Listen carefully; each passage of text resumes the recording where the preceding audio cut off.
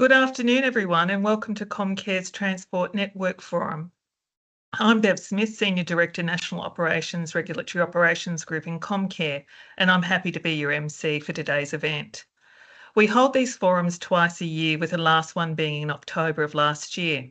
A warm welcome to those of you joining us for the first time, and for those of you who've previously attended one of these forums, welcome back, and thank you for your ongoing input and support. I'm really looking forward to today's program, building on the valuable insights and learnings from previous forums, and we've got an exciting program to share with you today. Firstly, I would like to acknowledge the traditional owners of the lands on which we are virtually meeting today. I'm speaking to you from Sydney, so I would like to acknowledge the Gadigal of the Eora Nation, the traditional custodians of this land, and pay my respects to their elders past and present. I acknowledge the contribution they make to this nation, and I extend that respect to all Indigenous Australians and Torres Strait Islander people who are present. I would also like to acknowledge the richness in diversity around the room. Today, we welcome representatives from a broad range of organisations in the transport and logistics industry, defence, other regulators, research and academics, not-for-profits and other organisations. Please feel free to let us know in the chat function where you are dialing in from today. Everyone here brings different and valuable perspectives and insights to the conversation. We want to make this session as interactive as we can in the virtual environment, so we welcome you to engage and share your thoughts and generally interact with each other. We do ask that comments in the chat remain respectful and relevant to the forum. Today's forum is being recorded. The recording will only pick up our presenters and the slides shown on screen, so you may notice your microphone and camera are not able to be turned on. For accessibility, the recording will include the option of closed captions, which we are hoping to make available through Comcare's website in the next week. We have a great program loaded up for you and ready to roll out the door. To tell you all about it and officially get us on the road, we've got Justin Napier, General Manager and #1 driver of Comcare's Regulatory Operations Group, to start up the engine and get us going. Welcome, Justin. Thank you, Bev, for your introduction, your trucking jokes, and welcome to everyone. I never get old, those jokes. You're stealing some of Tom's best work, I think, Bev, but anyway.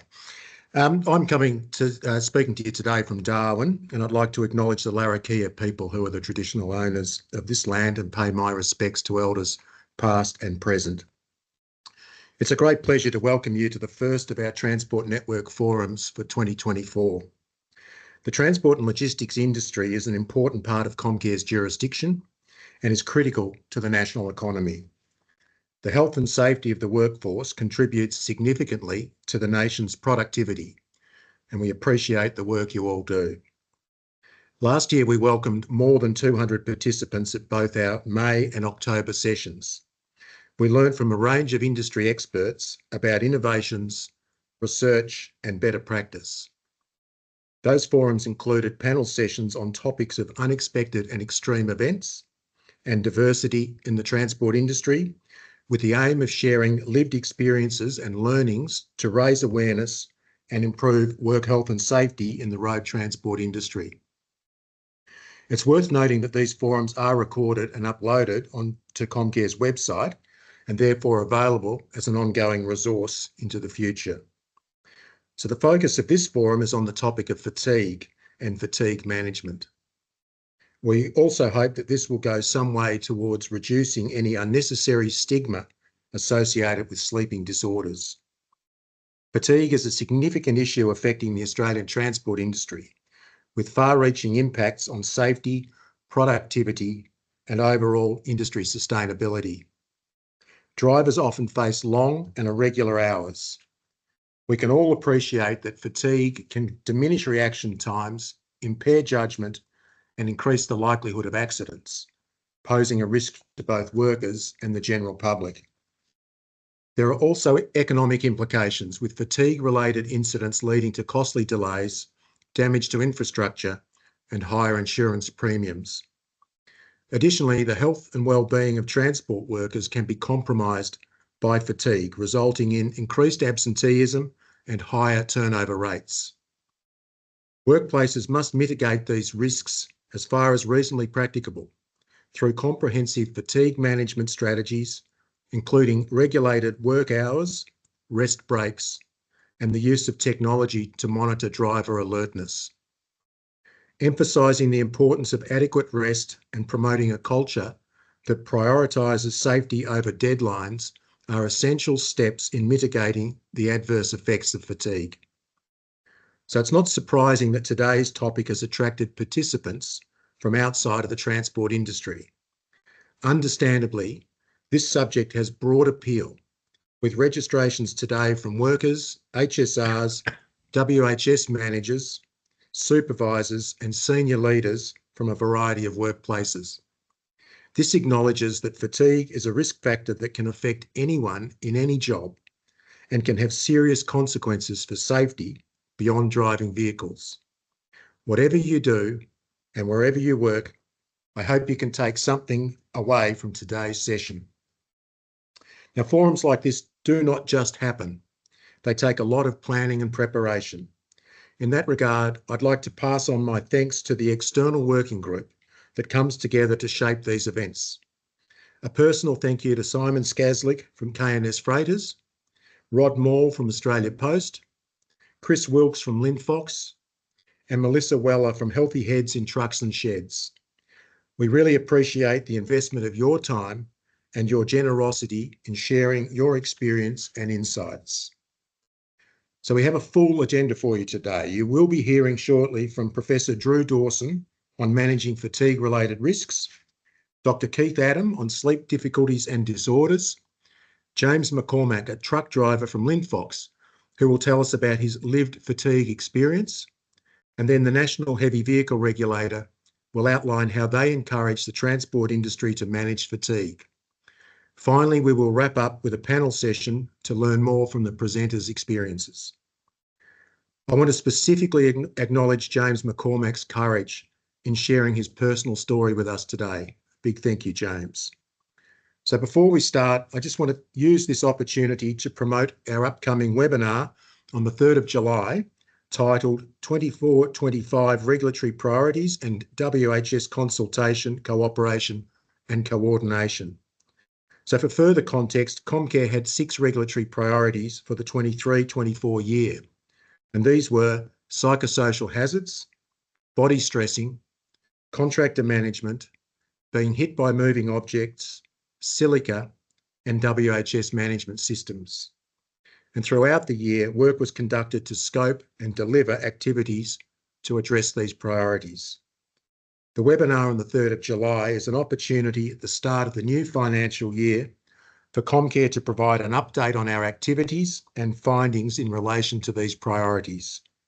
We will also be outlining our regulatory priorities for 2024-25, including an introduction to the upcoming Consultation, Cooperation and Coordination Inspection Program.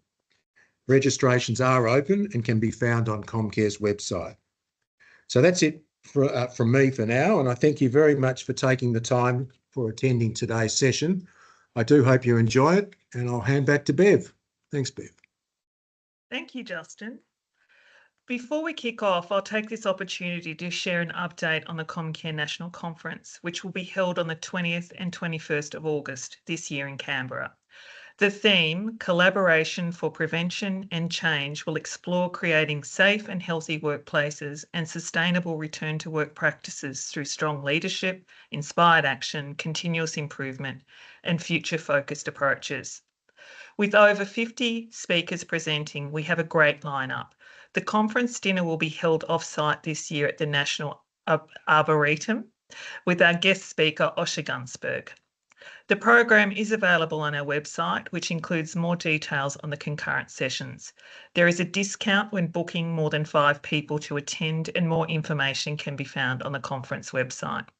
If you have any questions about the event, reach out to the team by emailing conference@comcare.gov.au. Now, more about today's forum. In developing the agenda for today's forum, we considered your feedback from the last session in October during the live chat and post-event survey. We polled participants on what topics you would like to see at future forums.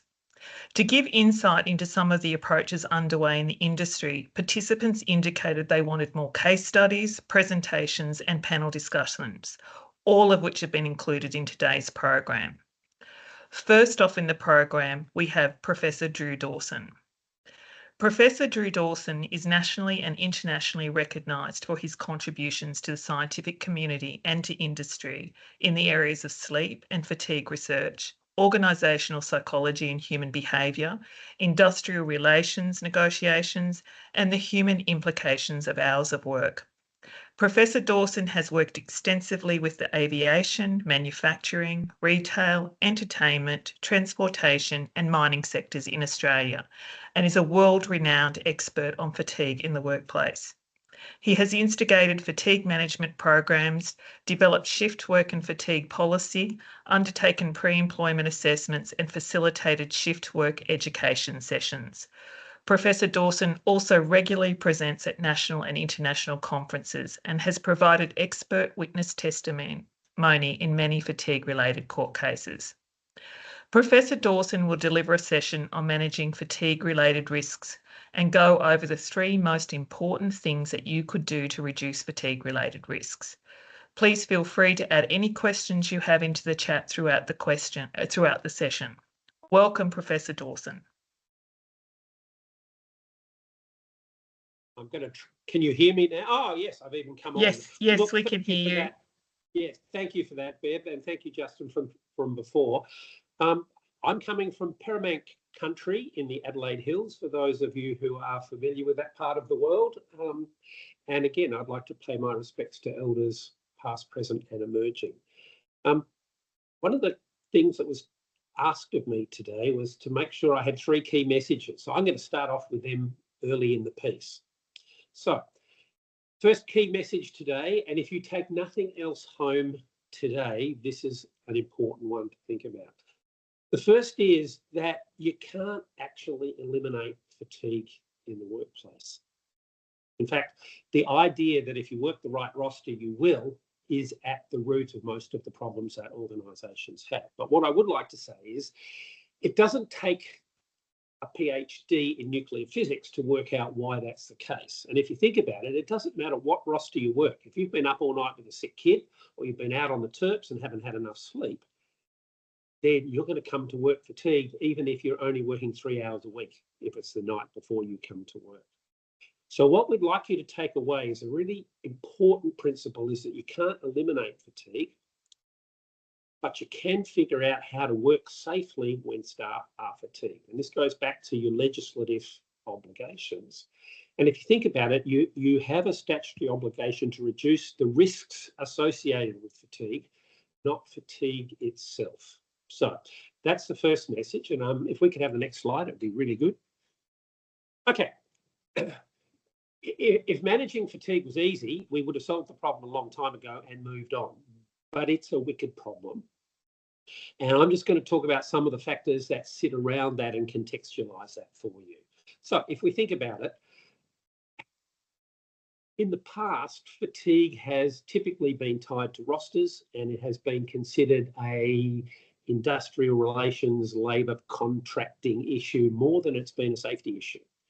It only clearly emerged as a primarily safety issue from the mid-noughties, when most of the Workplace Health and Safety Acts around Australia decided to incorporate fatigue as a specific hazard rather than under the general obligations.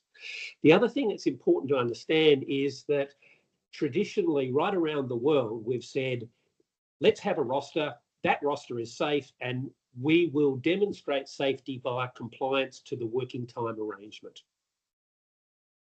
And I probably am not telling anybody anything they don't know, but compliance doesn't equal safety. Nevertheless, organisations by and large spend an enormous amount of time on that. The next is a more psychosocial aspect of this, which is that long hours of work are entrenched work practice. In Australia particularly, Australia has the highest proportion of people working over 55 hours a week anywhere in the developed world, and we probably have the second longest average hours after the US, but that's changing. So it's important to understand that long hours of work are entrenched work practice, and And again, depending on your politics, most of the productivity gains in Australia in the last 35 years have been based on the principle of walk faster, carry more with fewer people to help, and do it for a longer period of time.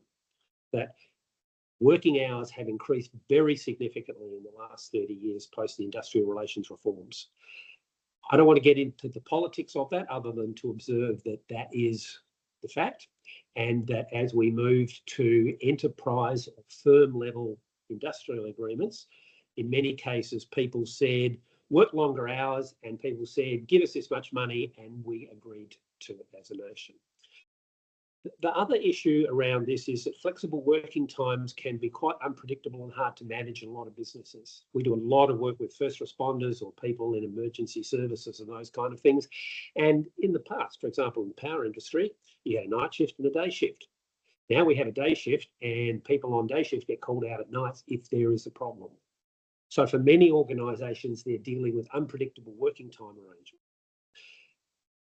The next thing which I think is really important to think about is that non-work causes of fatigue, that is what happens outside of the work, are actually 50% of the cause of fatigue in the workplace. When we did studies in the road transport and rail industry back in the 90s and early 2000s, 50% of the time somebody was fatigued in the workplace, it was due to factors outside of the work. And that makes it very difficult for organisations to manage it. The second last one is that prescription can be paradoxical. And I'm reminded of a CEO for National Rail many years ago. They don't exist anymore, that's why I'm telling the story, who had come to us and said, I've just had to go and explain to somebody's partner that they died in a fatigue-related accident, and I don't want that to ever happen again. And he said, I don't care if I have to take somebody out of a train half an hour before they get to the depot. If they're over 12 hours, I'm going to stop that train and I'm going to put a new crew in it. And even if I have to pay them the entire shift to drive half an hour or an hour to get that train into the depot, I'm going to do that. And we kind of looked at them and said, so, okay, that bunch of people were tired. You've taken them out of the train and put the new guys in to drive it back. What happens to the guys you took out of the train? He said, oh, well, that's easy. They drive the car back to the depot. And the research tells us that you're 5 to 10 times more likely to die from a fatigue-related accident in a car than you are in a train. In many cases, the ways that we think about managing fatigue and controlling the risk actually turn out to be quite paradoxical. And lastly, one size does not fit all. If you look at much of the shift work literature that's been around for the last few years, you find a couple of interesting things. Much of it is based on Scandinavian workers in the 1970s, 80s, and early 90s. And that was a very homogenous workforce. White men who had wives who stayed at home and looked after children. So these days, people say, what's a good roster for people to work? And I say, well, it depends. If you're 18 and you like playing golf, or you're a single mum with 3 kids, 12-hour shifts will be completely different issues for you. So again, there is this sense that there's a one-size-fits-all perfect roster that we can find, and there is no such thing. What you have to do as an organisation is look at the interaction between the demographic of your workforce, the nature of the task being undertaken, and the working time arrangement. And determining and controlling the risk is a function of the interaction of all 3 of those. Could I have the next slide, please? Okay, so let's look at fatigue and the emerging and new regulatory environment that we sit in. As I said, in the past, it has typically been an industrial relations issue, and if everybody agreed to the roster, we're good to go. Actually not the case anymore. And fatigue has been identified as a specific workplace hazard in all state and federal legislation and regulation around the country. And you as an organisation have 2 areas of responsibility. The most well-known one is the short-term safety risks of accident and injury associated with sleepiness due to a workplace process. More recently, and I've been involved with this with the Queensland guidance materials development, fatigue is also seen as a key driver of long-term psychosocial risk. I'm not going to talk about that a lot today because we don't know a lot about it yet in terms of how it's to be regulated, but I'll talk a little bit about that in a little while. The main thing to understand is organisations are required to implement a system to manage the hazard. That means that you have to use a couple of key-based principles when you're starting to do this. And the first is, and this reflects changes in the regulations around Australia since about 2015 and 16, which is that fatigue is the perfect example of what is called a shared responsibility hazard.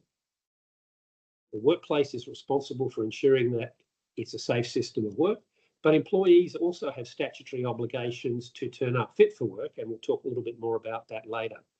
The second issue is that it's a risk-based framework by and large these days, and I will talk about this further in the talk, but refer you to standardised approaches to risk management, and we would suggest that fatigue management should be integrated within pre-existing safety management architecture within the organisation, and we would suggest that ISO 31000, the standard for risk management, is perfectly suited for managing fatigue-related risk. The other thing to realise is that fatigue is just another hazard. It's just one element of the safety management system. Although, as I said before, there are short-term safety risks and long-term psychosocial risks. So we would say, for example, while the short-term safety risks are best managed using ISO 31000, we would suggest to people, if you want to manage the long-term psychosocial risk, we refer you to ISO 45000, and particularly ISO 45003, which is the psychosocial risk management strategies. If you use pre-existing frameworks like this and integrate it within the architecture of the organisational safety management system, you probably get it right. It's when it's viewed primarily as an industrial issue and sits outside of the safety management framework that it goes wrong. We have the next slide, please. Okay. As with any other hazard, there are four key elements to a fatigue risk management system. The first is that you have to have some kind of policy and governance structure that says who's responsible for what and how accountability for fatigue-related risk tracks through the organisation, and that there's a line of sight from the employee experiencing the risk to the senior management, executive and boards who are responsible for managing them. The second aspect of a fatigue risk management system is that there should be some competency-based training and education program that's based on risk, that enables people to understand what are their individual roles and responsibilities with respect to fatigue management, and that they know how to, and this is language within the regulations, they know how to identify, quantify, and control the risks associated. The third element that you are required to have is some kind of risk assessment and mitigation methodologies for ensuring employees are fit for duty. And the primary thing to understand here is that in the event of an accident, you'll be asked to demonstrate whether this is scientifically and legally defensible. And I can't tell you how many organisations I go to who have some kind of checklist or questionnaire that some well-intentioned but ill-informed staff member has developed for supervisors to check whether somebody is fatigued. So it'll say things like, have they got slurred speech, or are they yawning a lot, or those kind of things. What I would say to you is, in the event of an accident, you will have to demonstrate that you exercise due diligence in how you identify, quantify, and control the risk, and that when we audit organisations, it is more likely to be the case that there are well-intentioned but ill-informed stuff that people have invented on the run. And as somebody who goes to court quite a lot, the first thing, and it's quite interesting and amusing to watch, is watching a line manager be cross-examined on their qualifications for developing a questionnaire to determine whether an employee is fit for duty. Now, even though they are well-intentioned, they don't stand legal scrutiny, and it can be a very career-limiting move in the long run. The fourth thing that you require is some kind of monitor and review process that ensures that the FRMS is operating as specified and effective. That is, are you doing what you said you would do, and is what you're doing effective? So they're the four elements that you need to have within a fatigue risk management system. And if you can't clearly identify each of those 4 elements, then you're probably not fit for purpose at the moment. Could I have the next slide? Could I have the next slide? Yeah. Okay. I'm going to talk in very high levels here about what a shared responsibility model looks like, and that there are 3 key elements to it that each organisation should be able to point to and say, here's what we're doing in each of these 3 zones. The first is that management's responsible for ensuring that the working time arrangements provide a sleep opportunity sufficient to recommence fit for work. That doesn't sound like a shift should be 8 or 10 or 12 hours. The reason for that is it is no longer the case that prescriptive rules and compliance with them meets your duty of care obligations. What you need to show is that you've gone and looked at it. So, for example, if you're driving in a transport operation and you've got an icebox on the back and people are sleeping in it, we know that people spend a very high proportion of the time between shifts asleep. On the other hand, if you're at home and it's a weekend, we know that the proportion of time allocated to sleep decreases as people meet their family and social and recreational obligations. So you have to go through that process. And the good thing to understand is there's lots of tools available that enable you to actually risk assess whether you're providing people with an adequate sleep opportunity. The second key element in your policy should be something that clearly defines that employees are responsible for using their time away from work, the sleep opportunity, to obtain sufficient sleep in order to be fit for work. Now, that sounds pretty reasonable. The next one's a little bit more tricky in the recent years, but it has been increasingly tested at law. That is, in the event that you are not fit for duty, employees do have a statutory obligation to let people know that they are not fit for work. And here lies the third part. Given that, management is responsible for providing clear guidance to people on how to manage an employee who is not fit for work. That is, you need to give people clear guidance on how to determine if they or others are fit for work, and you need to be able to know how to, having assessed that risk, control it. Could I have the next slide, please? Okay. I'm going to talk here, we don't need to worry too much about the detail, but I'm going to use a multi-layered safety management system for doing that. That will be based on providing you tools around the opportunity to sleep, the amount of sleep that people are actually getting, behavioural indicators of fatigue, and not for today, but you can also look at fatigue-related errors and fatigue-related incidents as feedback as to whether your system is working. Could I have the next slide, please? Okay, for those of you who are interested, there is an app that supports everything that I'm going to talk about today. So if you want to go and look up Fatigue Fit and Fatigue Fit for Duty, they will enable you to work your way through that. Could I have the next slide? Okay, level 1 controls. The primary purpose is a risk assessment to ensure that the sleep opportunities that you're providing employees are adequate. And there's 2 ways this can be done. It can be done through your rules of rostering, or it can be done through fatigue modelling. I won't go into fatigue modelling today, but there are software packages where you can plug the hours of work that people work in and get some metrics back that tell you whether you're meeting your legal obligations to provide an adequate sleep opportunity. Could I have the next slide? Okay, this is not rocket science, but there are 5 key dimensions of the working time arrangement of the roster that you can use to assess the risk of whether you've provided an adequate sleep opportunity. All of these, you will notice, are focused around, do they reduce the amount of sleep that an individual is likely to get on average? So the first dimension is, how many hours a week do you work?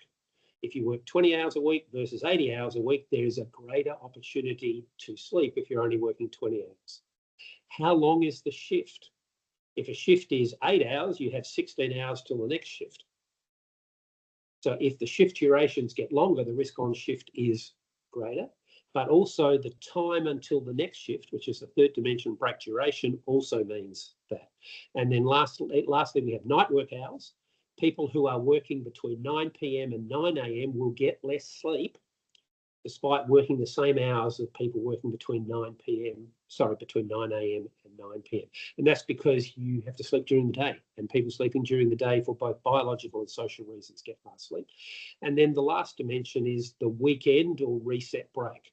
that is usually 2 night sleeps and a day off in between, which enables accumulated fatigue over a sequence of shifts to dissipate and reset your fatigue clock to 0. Now, can I have the next slide? If you look at this table, and you don't have to worry about the details because you can have this and it's in the app.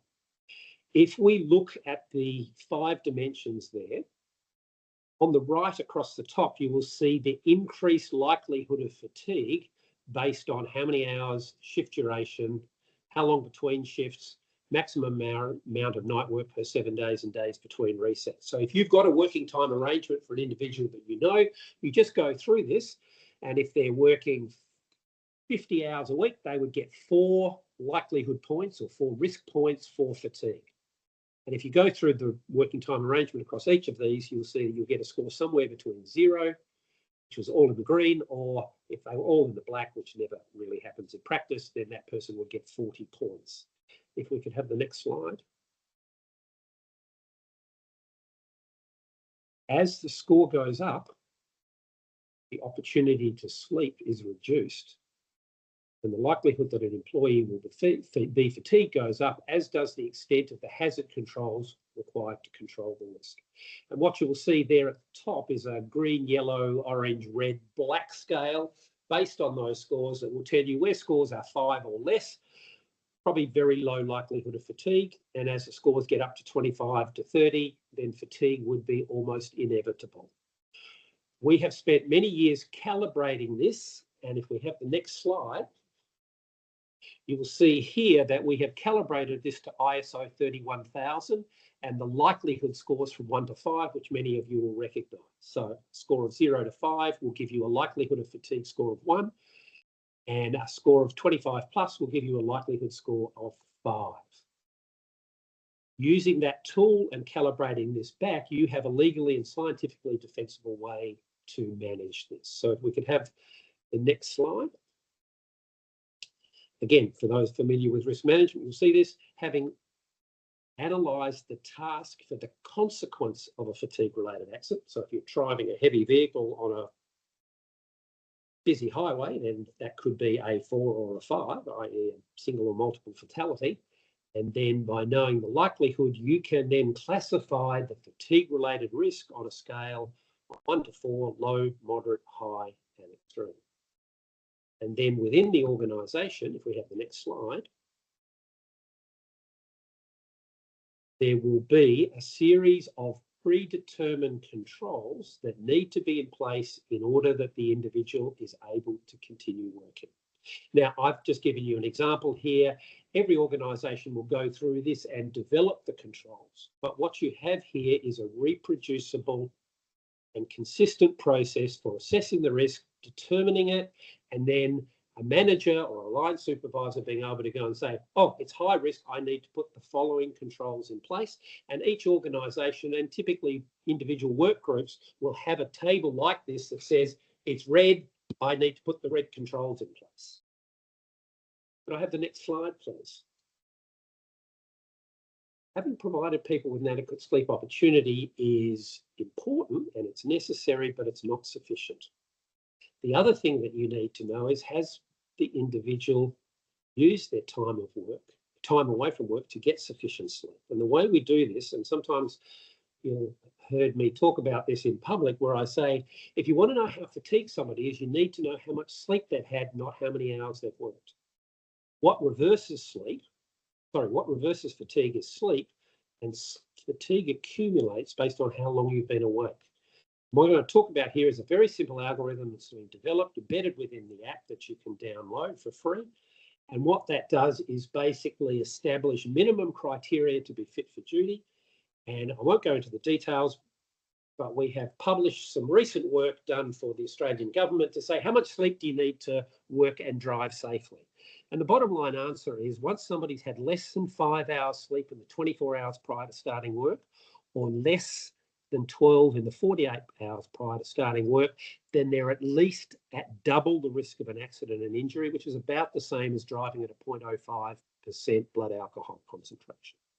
So what we're seeing organisations do is embed a minimum sleep requirement And if you haven't had that amount of sleep, you put your hand up and you tell somebody, and then the organisation manages it. Now, I'm not going to go into a lot of detail on that because we haven't got time today, but there is very well established protocols for how people put their hand up, how they report fatigue, and how this can be done in a just culture framework. So if I could have the next slide. There's a simple algorithm that's available in the public domain that you can see here if you look in the slides subsequently. But basically, if you plug the 3 questions in, how much sleep did you get in the prior 24 and 48 hours, and when did you wake up, we can then develop a metric that indicates the likelihood that you are fatigued. So could I have the next slide, please? That typically will produce a score somewhere between 0, which means you've had at least 5 hours and 12 hours in the prior 24 and 48 hours, and you haven't been awake for more than the amount of sleep you had in the prior 48 hours. Don't have to worry about the details here, but on the right, you can see a table that shows you the behavioural equivalence of each of those scores.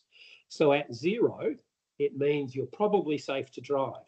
I'm not saying you're bright-eyed and bushy-tailed and you're going to have a fabulous sex life, but what I am saying is that you're probably not going to fall asleep while driving, and you won't demonstrate symptoms that are consistent with being fatigued. And if you take somebody finishing the first night shift in a sequence of night shifts, they would typically have a score of 12, which is struggling to stay focused on a task, difficulty concentrating, and microsleeps are likely, which many of you who work shift work will experience.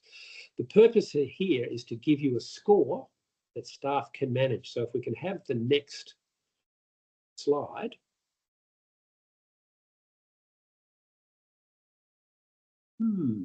You'll see here across the top, here we're trying to determine, has the person had enough sleep? And what is the likelihood of fatigue based on the amount of sleep they've obtained? You will see the same calibration according to ISO 31000. So if you've got a fatigue likelihood score of 0, then you would have a fatigue likelihood score under ISO 31000 of 1. And if you've got a 12 plus, then it would be a 5. This enables the organisation and staff within it to make a legally defensible decision as to what the likelihood of fatigue-related error is in that individual. And if we have the next slide. Oops, sorry, that shouldn't be there. That was meant to have disappeared.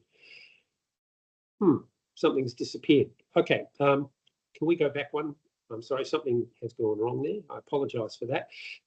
This gives you the likelihood on a scale of 1 to 5, as you can see on the left-hand column, and then knowing the consequence of a fatigue-related error, you would similarly be able to determine the risk and the controls required if an individual is to continue working, or in some cases, you might say the risk is unacceptable and the individual has to stop. Now, could I have the next slide? And then, well, in fact, if you could go on 2 would be good. No, back 1. Back 1. Okay. Can you go back one more? Sorry. Okay, having done that, now you know the risk. Can we go forward to level 3, which is where we're going to determine the level of fatigue based on self-report scores? You have no need to develop your own questionnaire. There is something called the Karolinska Sleepiness Scale, which is accepted around the world. It's a scale from 1 to 9. And typically where people report an 8 or a 9, we know that the risk of continuing to work is probably unacceptable. But again, those scales, which you can ask an individual, and if we've got people in transport, it's what's your KSS score over the phone? They'll say, oh, it's a 4 or a 5, or 6 or a 7, or I reckon it's an 8, or sorry, mate, it's a 9. If you go to the next slide, again, that has been calibrated back to the ISO 31000, which enables us to say where your Karolinska Sleepiness Scale on the far right column emerges, you can know whether it's a 1, 2, 3, 4, or 5. Knowing the likelihood, you can then look at the consequence, determine the risk, and then implement the appropriate controls that the individual needs. Do I have the next slide, please? Sometimes you get conflicting levels. Sometimes your level 1 will say it's a 2, and sometimes your level 2 will say it's a 3, and those kind of things. As long as you have a standardised process for determining which one has primacy over the others, it will be legally defensible. And it's reviewed on a regular basis, that would be good too. Could I have the next slide, please? Okay, I'm going to briefly go through with the psychosocial risk before we finish and say that there is not clear guidelines yet on how to manage fatigue as a psychosocial risk. I think there's a couple of key points that I would suggest. The first of all, it's a new and emerging area and you need to keep up with what's going on with regulators and improvement notices and those kind of things. The second thing that I think is really important to understand is that it's a third-party hazard. Unlike most hazards in the workplace that fit into what I would call the slips, trips, falls category, most hazards in the workplace are a third party, that is either management and you, the employee, or safety representatives agree that that saw without a cover on it is dangerous. And then we can agree to do something about it. When it comes to psychosocial hazards, it's not a third party. The manager or the employee themselves are likely to be the hazard. In the case of an employee, drugs and alcohol. In the case of a manager, bullying and harassment, for example, or peer-to-peer bullying and harassment. So it takes a different skill set to manage it. The second is that the guidance materials are very, very parochial. What's in the South Australian versus the Western Australian versus the Queensland materials are quite different. So you have to maintain a very clear focus on what the guidance materials in your local area are and make sure you're working with them and with your regulators in the local area. There is also an emerging principle that there's going to be some reversal of the burden of proof. You have to show why fatigue is not a psychosocial risk for your people rather than waiting for something to happen. This hasn't been tested in court yet, but we know, for example, with sexual harassment, there has been a reversal of the burden of proof for organisations. Given that fatigue is also a psychosocial hazard, this may well occur going into the future. I would suggest to you that you should use the same process as you would for any other hazard. But I'm also going to make the observation that traditional hazard management that we use for mechanical and energy-based hazards don't really fit. And in many cases, the people in the organisations we have who are managing those hazards aren't necessarily psychologically suited. And sometimes our governance structures for managing psychosocial risks don't work. So I think you need to be really careful about this when you're going forward. I'm going to suggest to you that in my view, and I'm on the record of stating this, that I think ISO 45003 is a pre-existing standard. It's pretty good.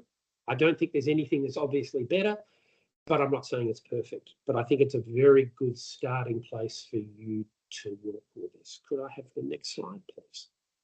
So my challenge to you, and before we start the panel session, is to think of three reasons why you can't make this happen in your workplace. And I think the key messages for you to take home are that fatigue's unavoidable, but you can control it. There are tools out there that are readily available, and you can't claim now that you didn't know about them, that will enable you to determine the likelihood of fatigue-related error, and therefore understanding the consequence of the task, fatigue-related risk, and to implement controls that are legally and scientifically defensible. And the last thing I'd like to leave you with is a very simple principle, which is when we're talking about fatigue management, what you need to focus on is how much sleep your people are getting, because if they are getting enough sleep, they're probably safe. And compliance with a working time arrangement or rules of rostering is a very poor proxy for safety.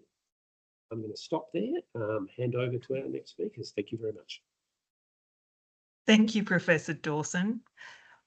I found that really, really interesting. I like the fact that, you know, you can't eliminate fatigue no matter what your roster is. I thought it was really interesting that the evidence is showing that 50% of work-related fatigue is for non-work causes. So clearly, like, the model that's in place with that shared responsibility framework is really, really important in terms of both managers taking responsibility, what they can do through the design of shifts, but also employees in terms of ensuring that they take those sleep opportunities and get them and be transparent when things happen and they can't get that. So I really sort of that model is very I think a great way to approach that, and also obviously in a sort of a just culture arrangement where employees have to feel supported to be able to come forward and be transparent when they're not getting enough sleep.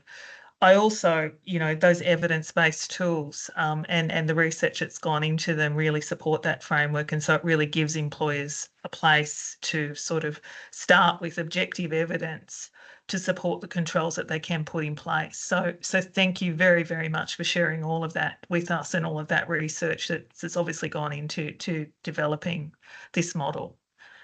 My pleasure. Okay, next up we have Dr. Keith Adam.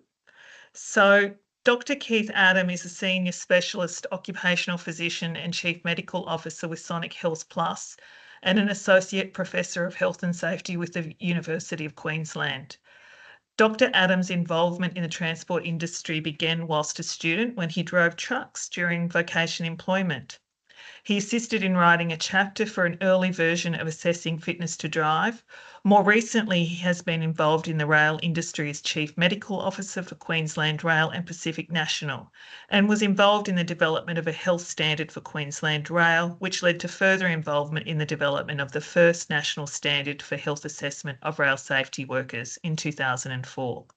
He has been involved in ongoing revisions of that standard since then, and as part of that involvement, Dr. Adam has been keenly interested in the issues of fatigue, particularly obstructive sleep apnea in transport workers.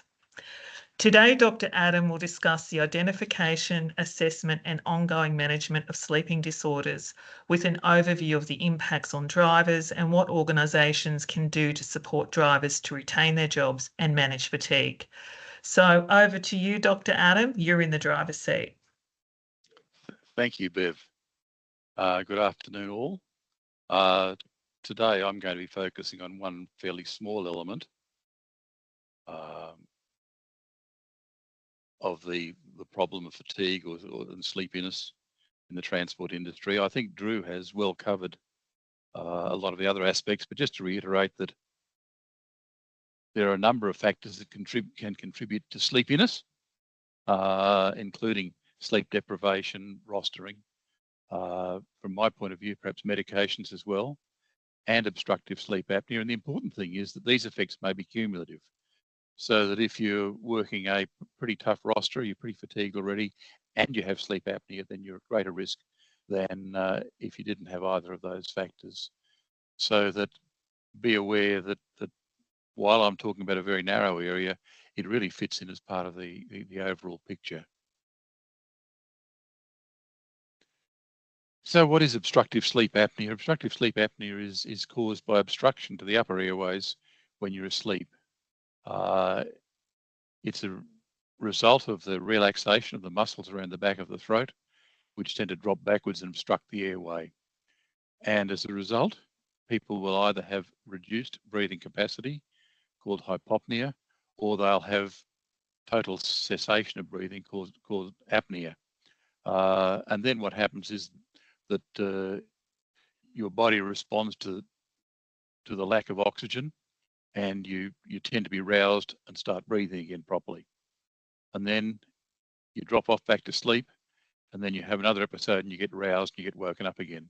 The other thing that we observe when people are suffering from these effects is the level of oxygen in their blood can drop quite significantly.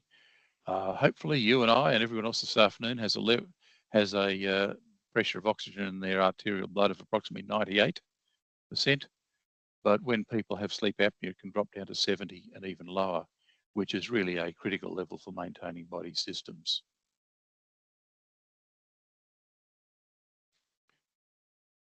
One of the difficulties with obstructive sleep apnea is that it often comes on gradually.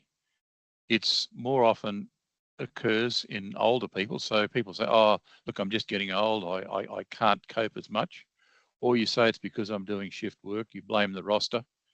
But in fact, there is a significant number of individuals in the population, in particular in the population of commercial drivers, that will have sleep apnea.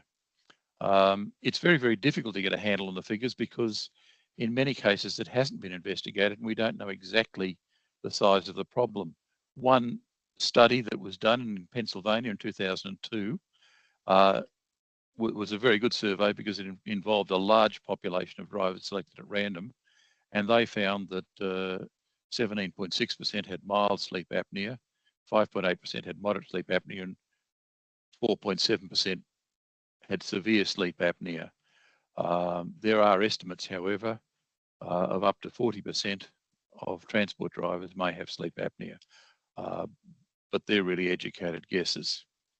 Interestingly, when the medical standard in the rail industry was changed so that sleep apnea was investigated a little bit more vigorously, the prevalence leapt from 2% to 7%. So I think one of the problems, and I'll touch on it again later on, is that I think when accidents and incidents are being investigated, often sleep apnea isn't considered in the mix and isn't investigated, so that it still remains to some extent a hidden or an unrecognised problem.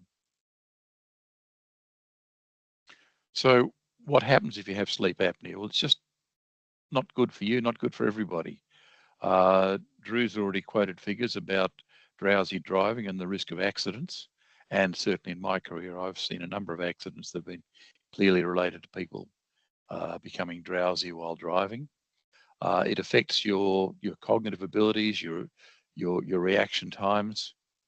More importantly, it actually increases your risk of things like cardiovascular disease and strokes. It's well recognised that people who have obstructive sleep apnea are more likely to have hypertension, and particularly hypertension that's very, very difficult to control. There's an increased risk of you developing type 2 diabetes and also of fatty liver disease.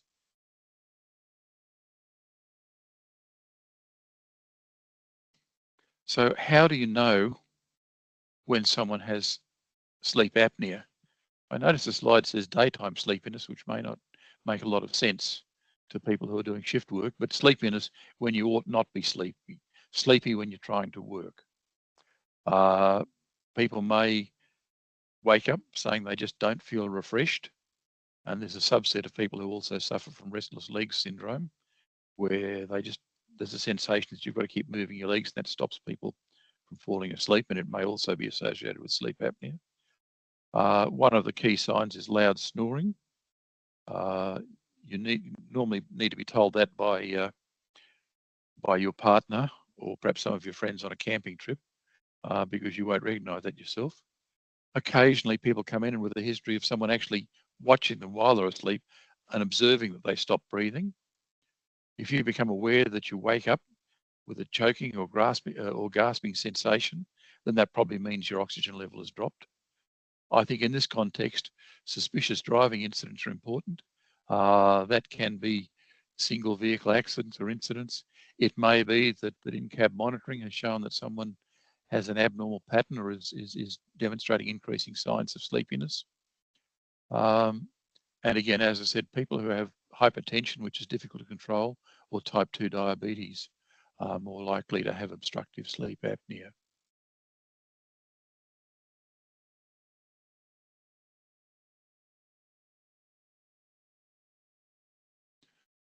So what are the risk factors? Older age, that's something inevitable. But the risk increases from your early 20s right through to the 6th or 7th decade before it plateaus.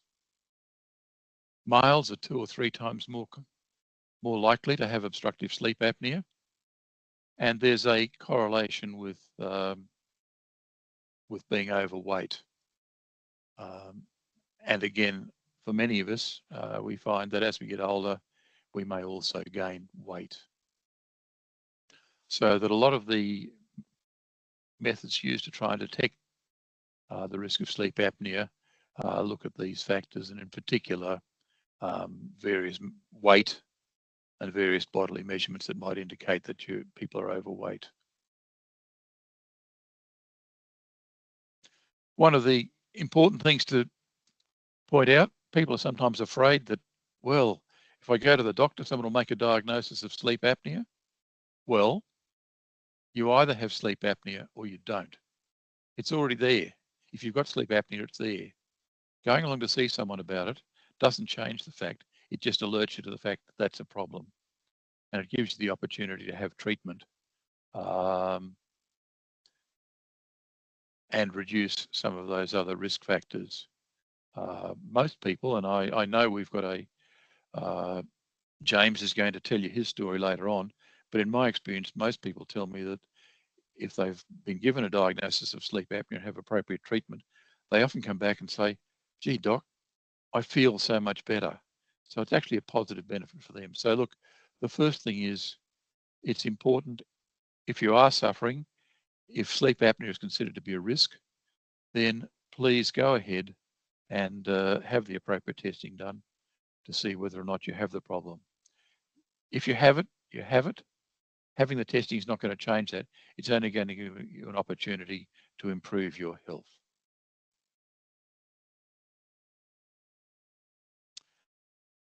How is the diagnosis made? Well, on a history, and I've listed a lot of the risk factors that people may come along with and might have been told about.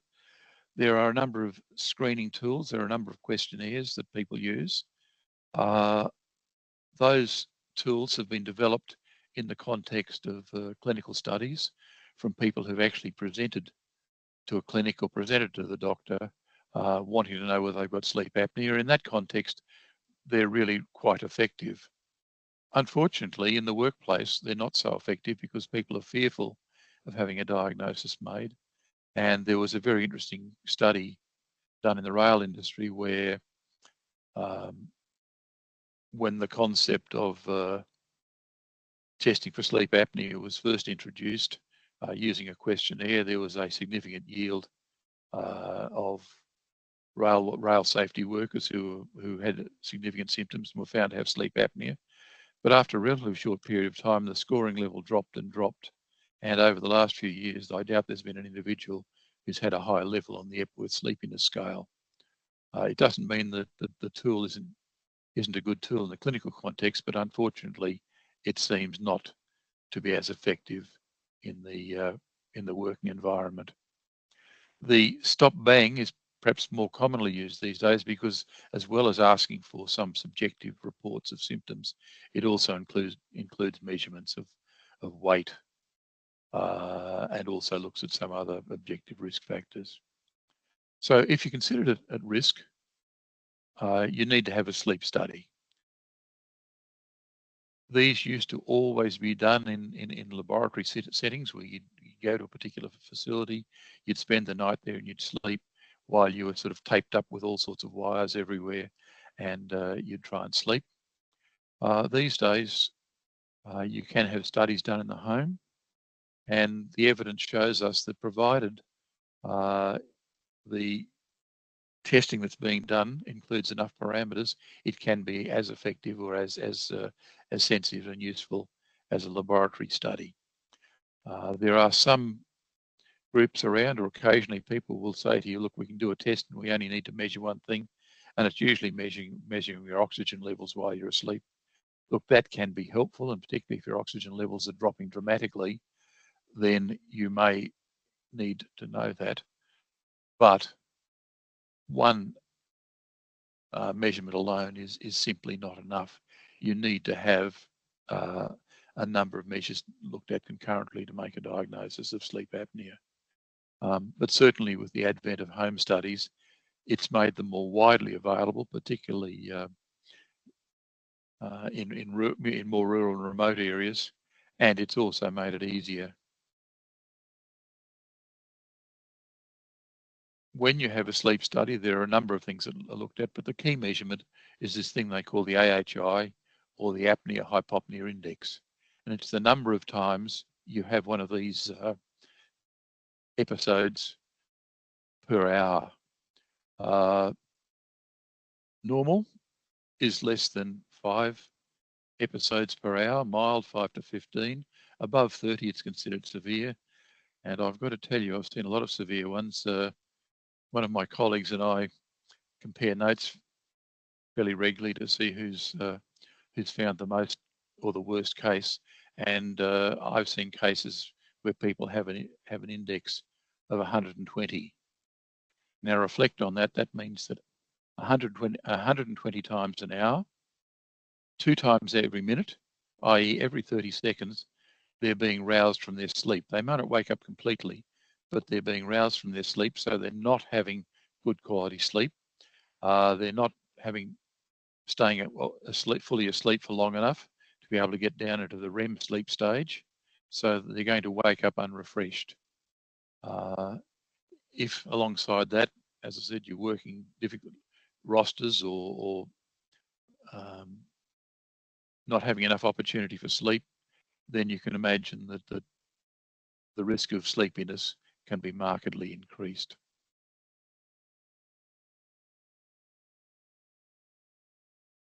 So what are the treatment options? I have people who come along and say, oh, that's all right, doc, I'll lose weight. Well, I'm sorry, but my experience tells me, and I've got to confess it's both a personal experience and experience with my patients, that's very, very hard, and you're unlikely to lose enough weight to make a difference.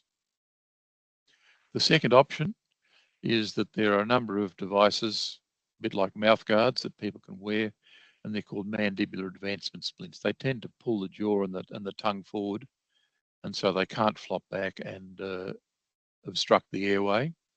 And they're quite successful for some people.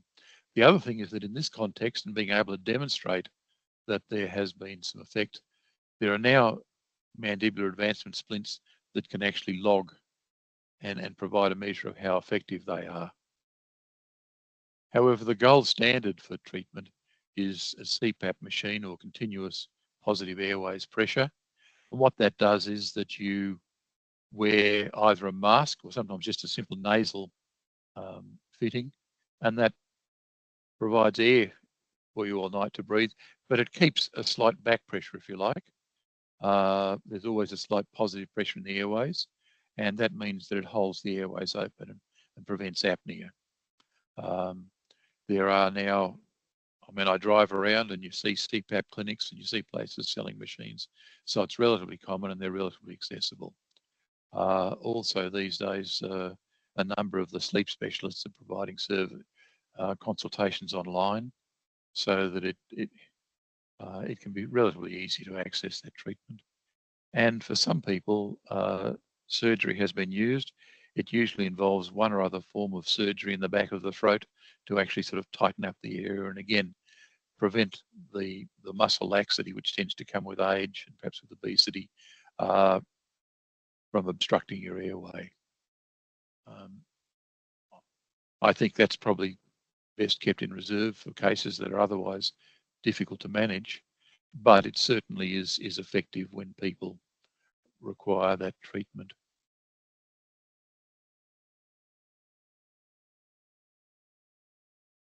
And here's just a couple of devices for you. They now make quite portable machines, which are relatively easy to take with you.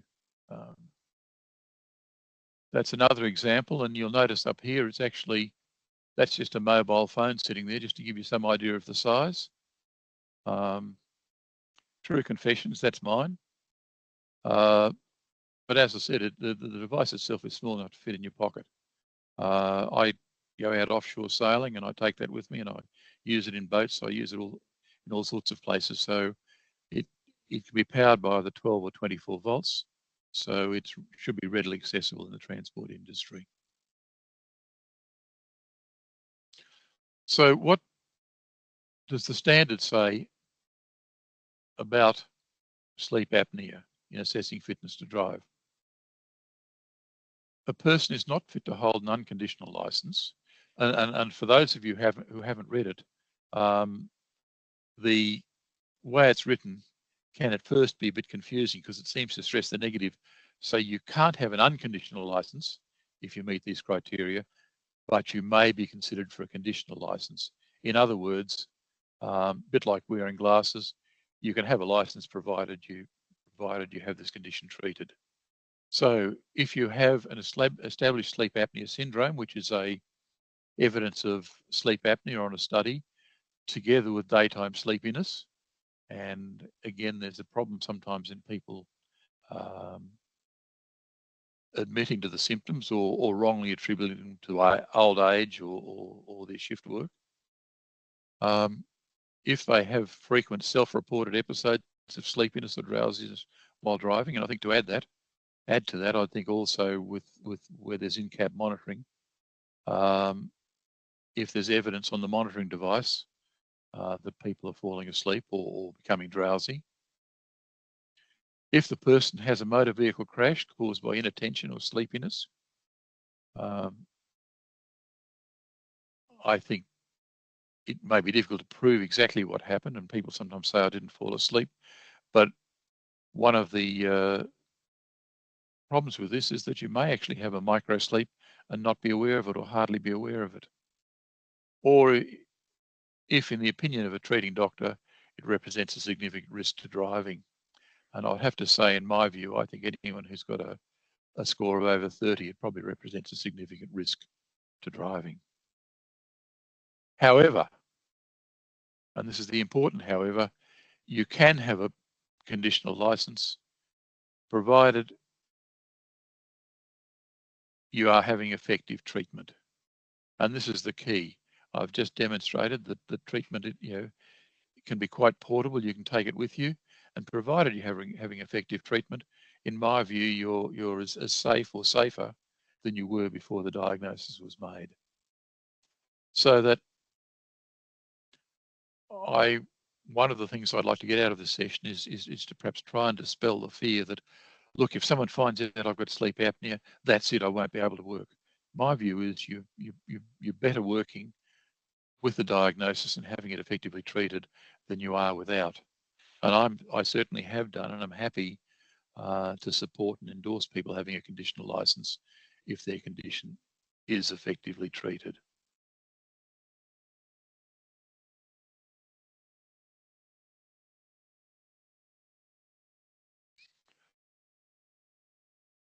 So how do we manage it? First of all, you've got to be referred. There's got to be a recognition that there may be a problem. So individuals may put their hand up, and I come back to the point that Drew made earlier about shared responsibility. If a driver finds that they are suffering from increased sleepiness, then they really should either go to their own doctor and discuss it and have it assessed and investigations and perhaps a diagnosis made, or they should put their hand up at work. If there are observed sleep apneas, then you certainly need to investigate it. And again, if there's been a driving incident, the sort of thing that I'm aware of is I had a driver referred to me who had fallen asleep, had sideswiped the crash barriers, but fortunately by then that woke him up, and so he remained unharmed. But certainly after an incident like that, people need investigation. As I've said, the next step is a sleep study, where you either in your home or in a laboratory go off and have a test done, which is really setting out to measure how many of these hypopneas and apneas to give the AHI index that you're actually having. There have been some changes in the Medicare schedule so that you can be referred directly to testing without having to have a sleep physician involvement, as long as you have been assessed by the doctor and are considered to have a moderate or severe risk. And that usually is having an appropriate score on a stop bang or an Epworth sleepiness scale or one of the other scores. So that getting along, getting tested, the cost of doing so may be offset to some extent by a Medicare refund. The other thing is that for those who've got private insurance, private insurers will also help pay for CPAP machines.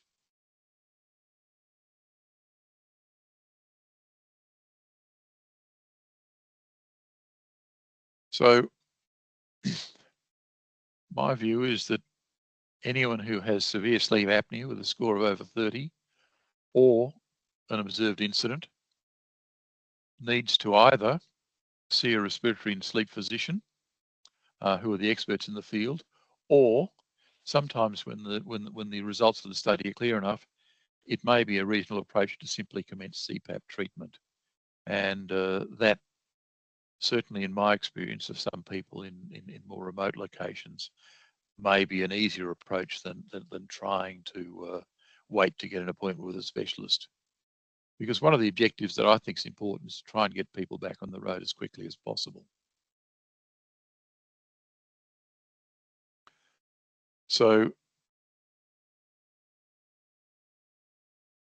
following that, I believe people shouldn't be allowed to drive in risky situations unless established on treatment. And certainly in my experience, I look at different jobs and consider that different jobs have a greater risk of fatigue and sleepiness than others. If, for example, you're driving long haul at 2 o'clock in the morning down a highway, or if you're in a mine driving a haul truck at 20 kilometres an hour up a slope at 2 o'clock in the morning, then that's a situation which is not particularly stimulating, and you're at much greater risk of falling asleep than if, for example, you're delivering parcels from a small truck around a metropolitan area. So that the management of the condition is not only taking into account the medical factors, but really also needs to take into account the nature of the job. So there are some people who I would say you need to get treatment, but you can keep doing your job at the moment. I have, for example, at the moment a driver with an MC license. At the moment, he's still undergoing investigations. So we've got him on a mine site at the moment doing short driving jobs.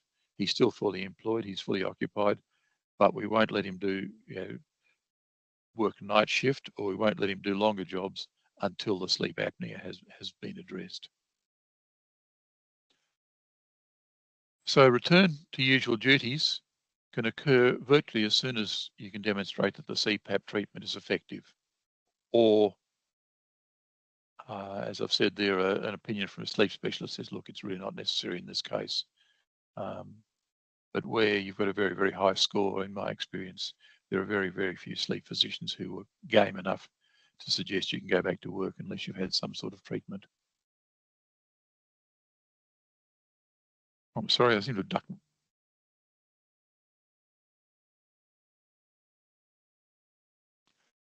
The key from my point of view is I'm quite happy to get people back to work quite quickly, as long as I then undertake a bit more review to make sure that the treatment remains effective and they're able to continue tolerating it. So I have situations where if you've been on CPAP for a week and it's effective, I may be quite happy to let a driver go back and drive, but I'll want to see a report from their CPAP machine after a month and again after 3 months. And then ongoing, as part of the licensing and medical examinations, I'd want to see the results of ongoing monitoring to ensure that the treatment remains effective. In the meantime, and again, as part of the shared responsibility, I think it's something that managers can sometimes do, is to look at some sort of temporary adjustments while the person is undertaking treatment. And I mentioned the example of the driver on the mine site who they've been able to find other driving jobs for in the meantime, until such stage as he's able to resume his usual driving duties. If you have moderate sleep apnea and there haven't been any observed incidents, then for my part, I wouldn't be requiring someone to undertake treatment, but I'd certainly be encouraging them strongly to do so because of all the positive health benefits. And the other thing is that there are a number of things that management can do to facilitate this. First of all, and I haven't got on the slide there, but I think the first thing you need to do is to create a climate in the workplace where you demonstrate that you understand the condition. You may be able to accommodate someone for a short time while they get on treatment, and understand that once they're effectively treated, they can go back to doing their usual job. It might be possible to change their roster, put someone on a day shift roster, have them doing less risky jobs from a sleep point of view until such time as they're established on treatment. But even so, I aim to get people back to work as quickly as possible to minimise any disruption. It may be that if you've got in-cab monitoring, but not in every vehicle, while we're monitoring and evaluating someone, it may be worthwhile having them in a vehicle which has monitoring. You may be able to support treatment. These days, as I said, with most machines having a 12/24 volt charging option, then there may not be any modifications, but it might just be a matter of making sure that in sleeper cabs there's an appropriate power outlet so people can power their machine. And again, I think the supportive environment and reassuring people that because they've had a diagnosis made, it isn't going to end their job. That's important.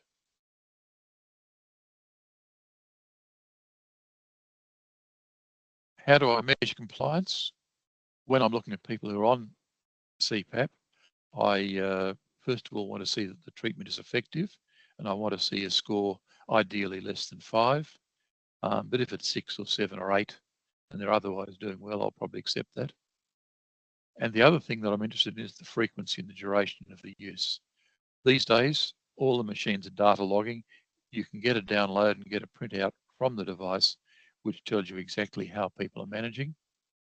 I look for the total number of days it's used out of the period of time, and out of that, I look at how many nights they've used it for an effective duration.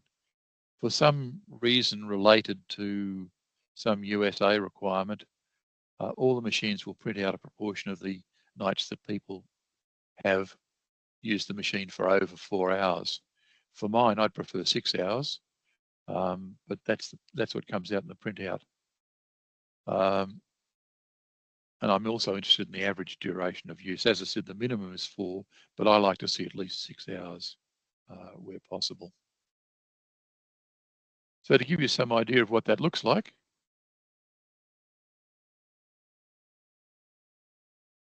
this is a printout from one machine, and I'm sorry the numbers might be a bit small, but there's the measurement of effective there where there's an AHI score.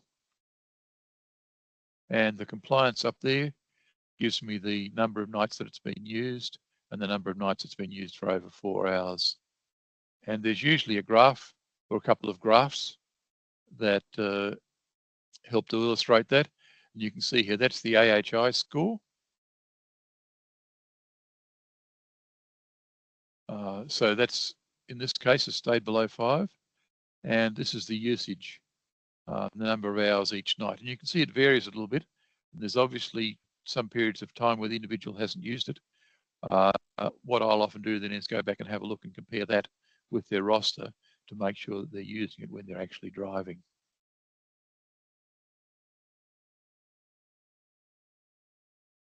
Another example from a different manufacturer, but again, there's the measurement of effectiveness, and there's the measurements of compliance. The number of days used, the number of days not used, the number of days where use is less than 4 hours, and again, they provide a useful plot of all the results. Again, there's the score, and that's the usage there. And they've plotted on a 24-hour scale, so you can actually not only see how long it's been used for, but when it's been used. And again, that's total usage in hours per night. And again, it makes it very easy to see whether someone's using it effectively. So I wanted to finish up with a couple of takeaway messages here. First of all, obstructive sleep apnea is a significant risk for drivers. It can contribute to overall fatigue, and it's additive or cumulative with other factors. And I think we yet don't truly appreciate the scope of the problem because sometimes it's not thoroughly it's not considered in investigations.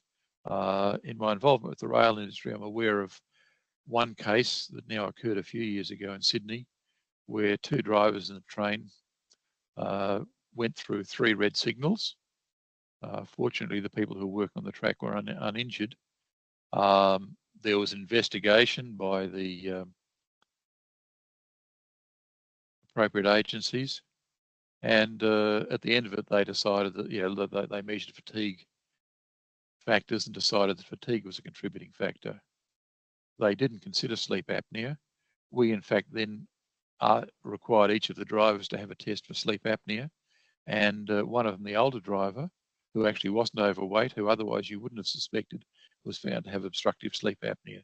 So that's one example where sleep apnea was, I think, a significant contributor to that incident, and yet it wasn't recognised in the investigation, so that I still think we don't have a very clear handle on the scope of the problem.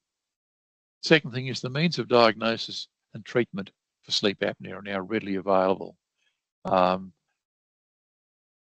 In most country and rural towns now, there are often chemists, sometimes physiotherapists, other people who are actually able to arrange for testing and who are able to provide machines, so that it's something which is now readily available.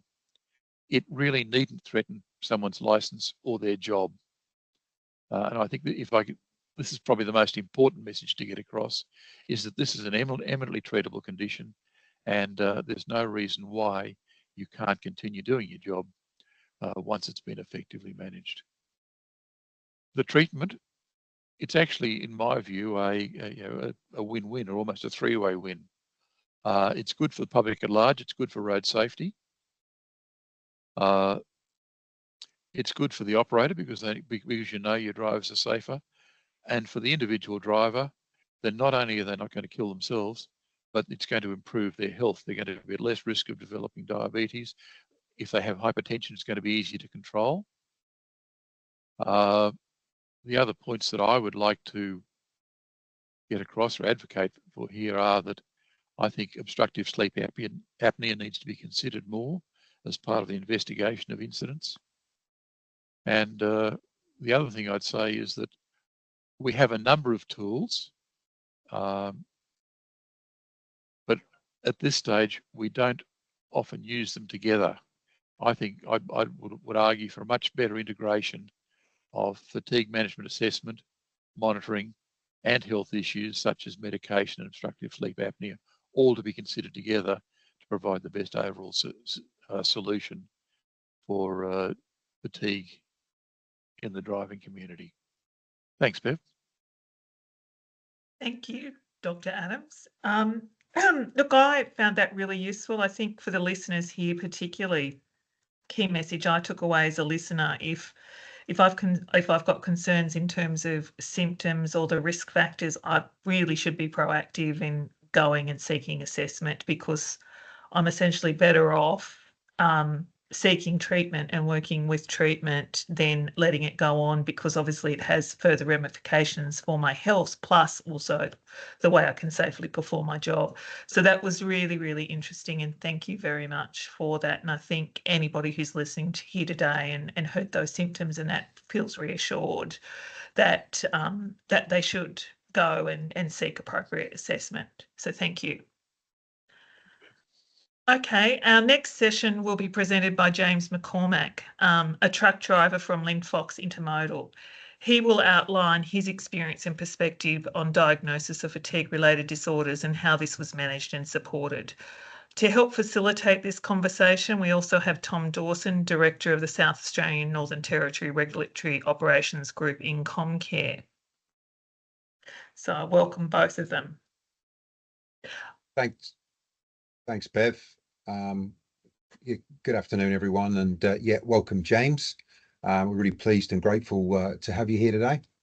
I also want to welcome Callum Broadley, who's online accompanying James today. Callum is James's manager at Linfox. So thank you and welcome to you both. Excuse me. Thank you. So James, let's start by asking you, tell us a bit about yourself, your years of driving experience, your current role and your weekly route, please. I've been driving trucks for at least 23 years. For the last 17, I've been doing line haul work, doing interstate, and my current role with Linfox is I'm travelling from Melbourne to Perth on a regular basis. Thanks, James. And not many trips in Australia longer than that one. So an experienced line haul driver. Can you share with us your story? I mean, how you came about to be diagnosed with sleep apnea and what prompted you in the first instance to seek medical attention? Our trucks were fitted with a program into our trucks, and I was diagnosed with that. Where I dropped my eyes, and then I got spoken to, came back into Melbourne, ran to see doctors and ran some tests and went onto the sleep study machine and worked out that I had sleep apnea. So with all that, we've managed to progress with seeing the doctors and working with them, and as well as with Callum to work it all out with that. Thanks. And you mentioned a program or something that was in the truck. Can you tell us a little bit more about that? It's a fatigue camera that recognises that if you drop your eyes while sleeping, if it was a micro sleep or if you're actually falling asleep at the wheel. So we call it the Guardian. So we managed to set it off a couple of times going over to Perth, and so I got the phone calls from management stating, asking if I was okay, and I said yeah, and then worked out when I come back into Melbourne, we spoke about it, and they showed some videos, and I went off to the doctors to get to do another BFM medical, and then we done the sleep apnea test, and then went from there. Oh, thank you. And when these this fatigue management program or system triggered, did you know it had triggered? Was there anything that happened to you in the cab or any alerts? The camera beeped, and there's a vibration through the driver's seat, which alerted me what happened, and it scared the living Jesus out of me, and I didn't know what the hell that was, and to go through the experience of what the hell was that, and but yeah, that sort of, and it went off a little while later. I thought, right, yeah, I've got a fair idea what that was about, and I just sort of made sure I was more of awake and more alert, and pulled up on the side of the road and walked around and stuff like that. Okay. Did you suspect you'd had a sleeping disorder prior to the fatigue management system picking up your microsleeps? I didn't expect that I had anything for sleep disorder. Every now and then even at home, I'd sit on the couch, watch some TV, and I'd drop my eyes for, 5-10 minutes or so, but didn't think none of the wiser that I'd have sleep apnea. So what did you put that general fatigue down to, notwithstanding you've been a line haul driver for some time? I just sort of put it down to, I didn't have anything to put it down to be honest. I just, thought I was fine, and so when I went off to get the diagnosis that I had it, that's when I started to get the ball rolling to get the sleep apnea machine, and that's helped me out quite a fair bit. And how did Linfox support you after your diagnosis? They supported me quite well. They've put me on to local work for a minimum of eight hours a day, just to sort of keep an eye on me. I was a bit worried about, I wouldn't have a job, but they've stood by me and kept me going to where I'm at today. Excellent. So that were initially your thoughts were you were nervous for your maintaining your role as a truck driver, is that right? Yeah, that's correct, mate. Yes. Yeah. And the alternative duties role they gave you while you were being diagnosed, what was the difference between that? Obviously, you weren't going across to Perth. What were you doing? I was just driving around locally, doing some local deliveries and pickups, which kept me more alert to do a lot more things and interact with a lot more different customers that we've got. Yeah. Okay, and how has this changed your life, not only professionally but personally? It's changed my life fairly well, to be honest. I'm more active with inside and outside of work, more energetic, running around when I'm at home, take my animals for a walk, go around and see my nieces and nephews, and go to watch them play their sports and etc. Yeah, well, that's good to hear, because I think Dr. Adam was saying it's not just benefits at work, it's personal health benefits and well-being outside of work as well. So that's good to hear. Just finally, what was your recollection and looking back on it, what was the best thing that your employer did in this process? I think they just stood by me to keep me going, and I still come into work and do my daily duties and stuff. And Callum and the team here have been really great and stood by me the whole time. All right, thank you, James. I think that's really appreciate you being so candid about your experiences there, and I'm sure there'll be people listening that'll be able to reflect and maybe promote your story to their colleagues as well. So I thank you. Callum, just moving to yourself, the fatigue management system that Linfox had in place picked up James's incidents. Can you tell us a little bit about that, how it monitors fatigue and what sort of alerts it raises? It's basically it tracks eye movement. So it's set up in the vehicles that if it doesn't track eye movement after 4 seconds, then it will send an alert through the truck via the vibration of the seat. An alarm may be out of the camera, but also then contacts a monitoring system. So for us and for James, that monitoring company then contacts our monitoring internally, set up. And then what they'll do is then ring the driver. So they'll talk to the driver to ensure that everything is all right. They'll also then send us a clip of the footage to the managers, to the National Safety Manager, so that we can view the footage as well. So we may be, like, if it happens like early in the morning during the night, the managers may be asleep, but our team that monitor the drivers during the night will be made aware. They'll monitor the driver. When we come in the morning, then we'll view the footage and then conduct phone calls or monitoring the driver ourselves. Okay, thank you. And what was your first reaction when the fatigue management system alerted you to James's sleeps? How did your organisation approach James? Well, the first thing is you're obviously concerned that there's been an event, making sure that hopefully that James is okay. Obviously, we're concerned that the general public are okay. After we view the footage, we'll contact James, have a discussion. Normally, the drivers will be asked to maybe pull over and have a break just to try and reset themselves before they get going again. Then generally we have a rule in play where, whether it be every hour, every 2 hours, we'll then contact the driver just to ensure that they're still travelling okay. We have Fox tracks as far as the company set up where we can monitor the trucks that are still moving to ensure that they're still travelling as well. So it's just more of a keeping in touch basis while they're in the vehicles until they get back to our depot, and then we can sit and have a face-to-face conversation.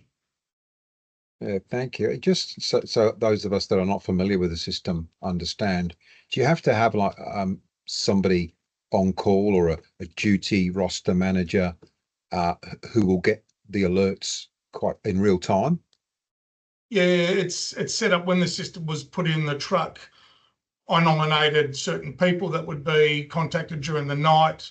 There's depending on the level of the event, there's a scale of who gets contacted. So if it's a minor event, the monitoring service will be contacted. They'll talk to the driver. If it was a major event, then it obviously goes up to the next few levels. Then I would be contacted to talk to the driver and notified about the event. Okay, and from you reflecting on this, have you got any advice for other managers who have a similar role to you if they were faced with this situation with employees? It's having an open conversation, as the previous speakers had mentioned and James had mentioned. It's confronting for the guys. The first concern is that they're going to lose their jobs. and then obviously houses, families and all that. So there are plenty of ways around it.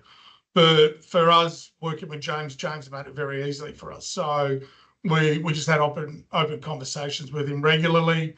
He supplied us everything as far as the doctors, go. We were in communication with them. So for us, just an open-handed, easy conversation is the best way to go about it.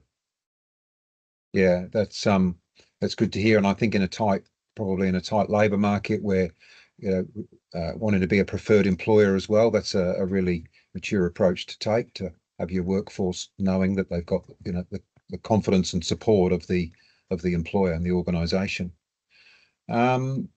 Was the medical testing and the post-diagnosis support for both James and for you as a manager sufficient? Is there anything that could have been done to improve or assist you in that process? And that's not, this is from a learning perspective rather than anything too critical, because obviously it's quite a new area. I think for us, everything was good. We had good reports coming back from the doctor advising on what their beliefs were, what we should implement.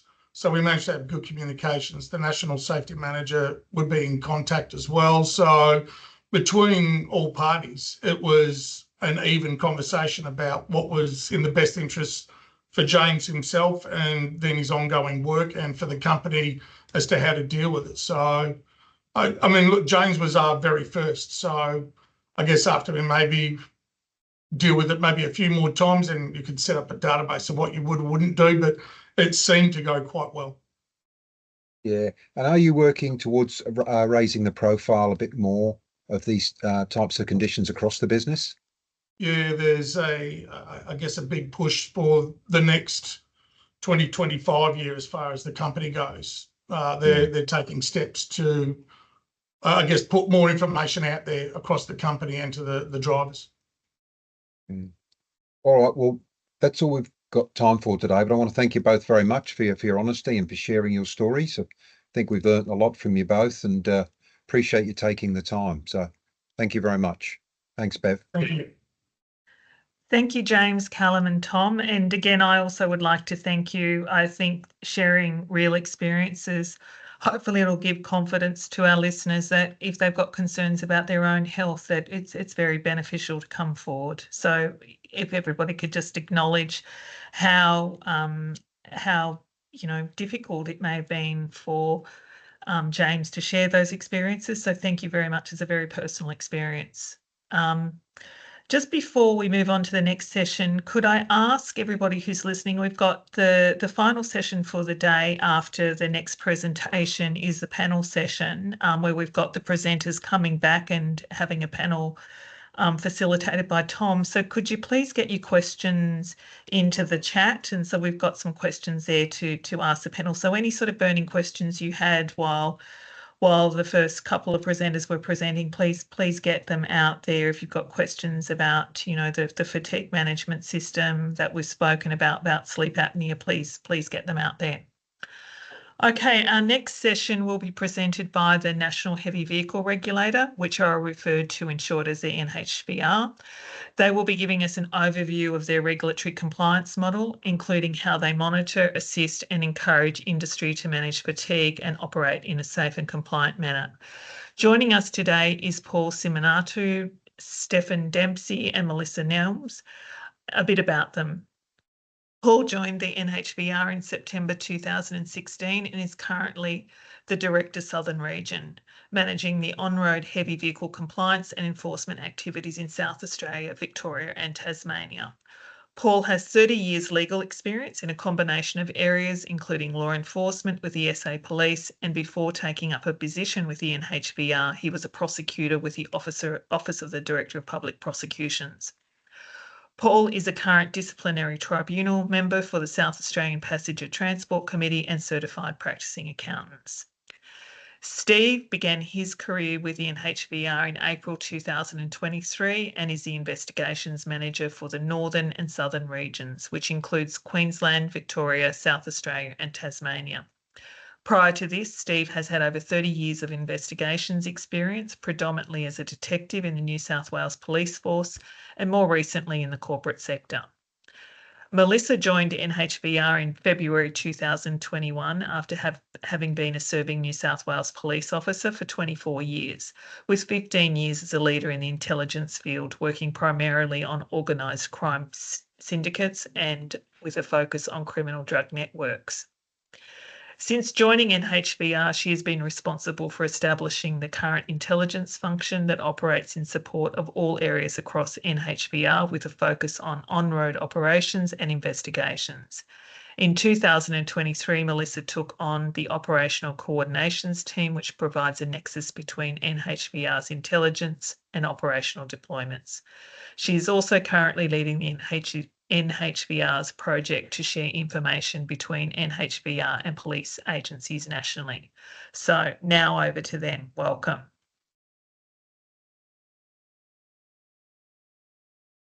Thank you. Thank you, Bev, for that impressive introduction. And sorry, we don't want to put the fear in the crowd who are listening. So thank you very much. So it's a pleasure to be here today, and obviously really appreciated all the presenters, in particular Professor Dawson, Dr. Keith, Adam and James, hearing your experience as well. We unfortunately have, or say fortunately or unfortunately, have the end result where both our frontline staff working with the police and Stephen as well with his investigators deal with the end result when things do go horribly wrong on the side of the road. But in saying that, as an industry, you should be proud. I think Australia still maintains one of the safest and most productive heavy vehicle industry in the world. I think 80% of people who operate in this industry are compliant and do the right thing. 15% still need a bit of education and obviously some assistance in doing the right thing. Then I think Steve would agree, we have that 5% who, no matter what a regulator does, just simply doesn't comply at the end of the day. So just by way of background, as people may know, the regulator's been around since 2013. Obviously, our key objectives are safety, productivity, sustainability, and regulatory capability. We now have a borderless operating model across all of our transition states, bar Western Australia and Northern Territory. Approximately 1,000 staff, 61 officers across Australia. Although Western Australia or Northern Territory are not part of the HVNL at this stage, they still participate in our national and jurisdictional operations to keep our roads safe. As you're all well aware, it's not just NHVR safety compliance officers. We work very closely with our regulatory partners and also the various policing agencies in conducting both national and also local and jurisdictional operations. I'm going to touch upon probably our regulatory model, what it looks like. I think Mel will be talking about our intelligence model and how that operates and in a practical sense. And Stephen will touch upon obviously the investigations and what to expect if you are subject either as an operator or someone involved in our supply chain to an investigation. As you're all aware, our resources are not endless, and so we have probably over the last 7 years when I joined the regulator, developed probably a risk-based, proportionate and probably a consistent approach to effectively regulating the industry. I'll just catch up with my slides. And as I said, I think when I first started 7 years ago, we've gone from a very paper-based, very stop all vehicles at all costs approach, where every vehicle had to be checked, every fatigue check had to be done on drivers, to now developing our data and our intelligence in relation to effectively developing, I won't call them targets, I'll call them either companies or operators or drivers of interest, where we know on the side of the road whether to stop a particular vehicle. I'll just explain that, and Mel will touch on it a little bit later. We do have a lot of data coming into the regulator from a lot of agencies these days, including our on-road staff and also our policing colleagues, where we can now develop risk profiles. We can tell you exactly who may be, for example, our top 20 at-risk operators in each individual states, based on what the data is telling us. So we target and we stop and we try to intervene with those particular operators. It provides probably a level of comfort to industry where we're not stopping people willy-nilly. It provides a productivity service to industry to keep all of the freight tasks moving with minimalist intervention by regulatory authorities, whether that's the NHVR or our policing agencies or partners. When saying that the industry is to be congratulated, I think we know the performance during COVID-19 was outstanding in keeping freight moving across Australia. And we also know probably over the next 10 years, the freight task is predicted to increase anywhere from 20 to 25%. At the same time, we know that the industry has also faced challenges with driver shortages, obviously driver competency, and then we also have subcontinent drivers coming and driving in Australia who sometimes don't understand all of the requirements in relation to the HVNL, which poses some challenge not only for industry, but also to us as a regulatory authority as well. I want to talk about probably our regulatory intervention strategy. I think everyone's seen this type of compliance pyramid in the past. We do adopt at the NHVR. Our first instance is to adopt an inform, educate and enforce approach. The majority of people who are non-compliant generally don't have an understanding of the HVNL for various reasons, whether they weren't inducted in by an operator, unusual territory, once again, driver competency. So it comes back to educating those people on the side of the road about the HVNL, giving them an opportunity effectively to have an understanding and correct their non-compliance with the law, and particularly the fatigue laws, whether they're a one-up driver operating on standard hours or whether they're working with two-up drivers and etc., whether short or line haul drivers. And I'm focusing on fatigue now, just having an understanding of what those fatigue laws are. The NHVR's approach probably to fatigue compliance is that when it comes down to administrative errors in a national work diary, our approach in the first instance would be to inform and educate so people have an understanding of how that work diary is filled out. We do have capability across all of the states at this present time, in particular in the southern region where I work. If you're stopped in, say, South Australia or Victoria or Tasmania or in New South Wales, we can have a look at what that interaction involved, what that intercept was, what occurred on the side of the road, what that compliance officer did by way of a compliance outcome, whether that was educate. And obviously the pyramid indicates we can't keep educating all the time. We will give the benefit of the doubt, but obviously if the non-compliance continues, then we have to take other action, whether that is issuing an infringement notice or worst case scenario, the matter ends up in court. Don't get us wrong when it comes back to taking an approach to compliance that education is a bit of a soft touch. It's not. It's more effective. We're trying to change driver behaviour on the side of the road. But unfortunately, it comes down to a stage that if there are significant fatigue breaches and they're critical or severe, then obviously education may not be an option. And as I said, we need to take an alternative approach to a compliance outcome. So when I talk about the regulatory intervention strategy, I'm going to break it up into probably 4 different areas where we have 4 approaches, I'll call them, to our compliance and enforcement. And I've mentioned before, we're trying to change driver behaviour.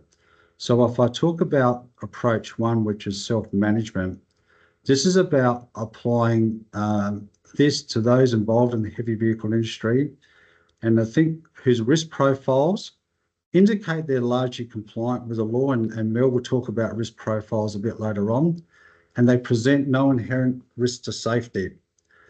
The self-management approach relies on informing industry of their obligations and providing education and information on how best to comply. This approach, as I said, requires the sharing of information between the regulator and industry. I call that the self-management approach. approach I'll describe as risk triggered. This is directed towards those in the heavy vehicle industry whose risk profiles indicate a potential increase in unsafe behaviours and who require targeted intervention, targeted intercepts or site visits to identify confirmed compliance levels. This approach assists the NHVR to identify industry participants who present either no inherent risks to safety and who can be captured by a self-management approach, as well as to identify those who have a history of non-compliance and who should be captured under the incident-triggered approach. Incident-triggered is directed towards those in the heavy vehicle industries whose profiles indicate a history of non-compliance with the law and where the regulatory action is necessary to secure compliance and to ensure risks are managed. This approach focuses on traditional enforcement responses and punitive measures that are proportionate to the safety risk and level of compliance behaviour. Enforcement may range from formal warnings to prosecutions and post-prosecutorial orders, which we'll touch upon a bit later. Then we have random assessments where effectively Melissa's team will do some risk profiling for us, identify who may fall under each of all those categories as discussed. But as you know, we then have to then do some baseline sampling and some random intercepts to ensure whether there's some new players who have entered the industry and to check on how compliant they may be. So all up, that's a very, very high level approach to compliance as described by the NHVR. So I'll hand over to Melissa now, who will talk about in more detail our intelligence-led approach. Thanks, Melissa.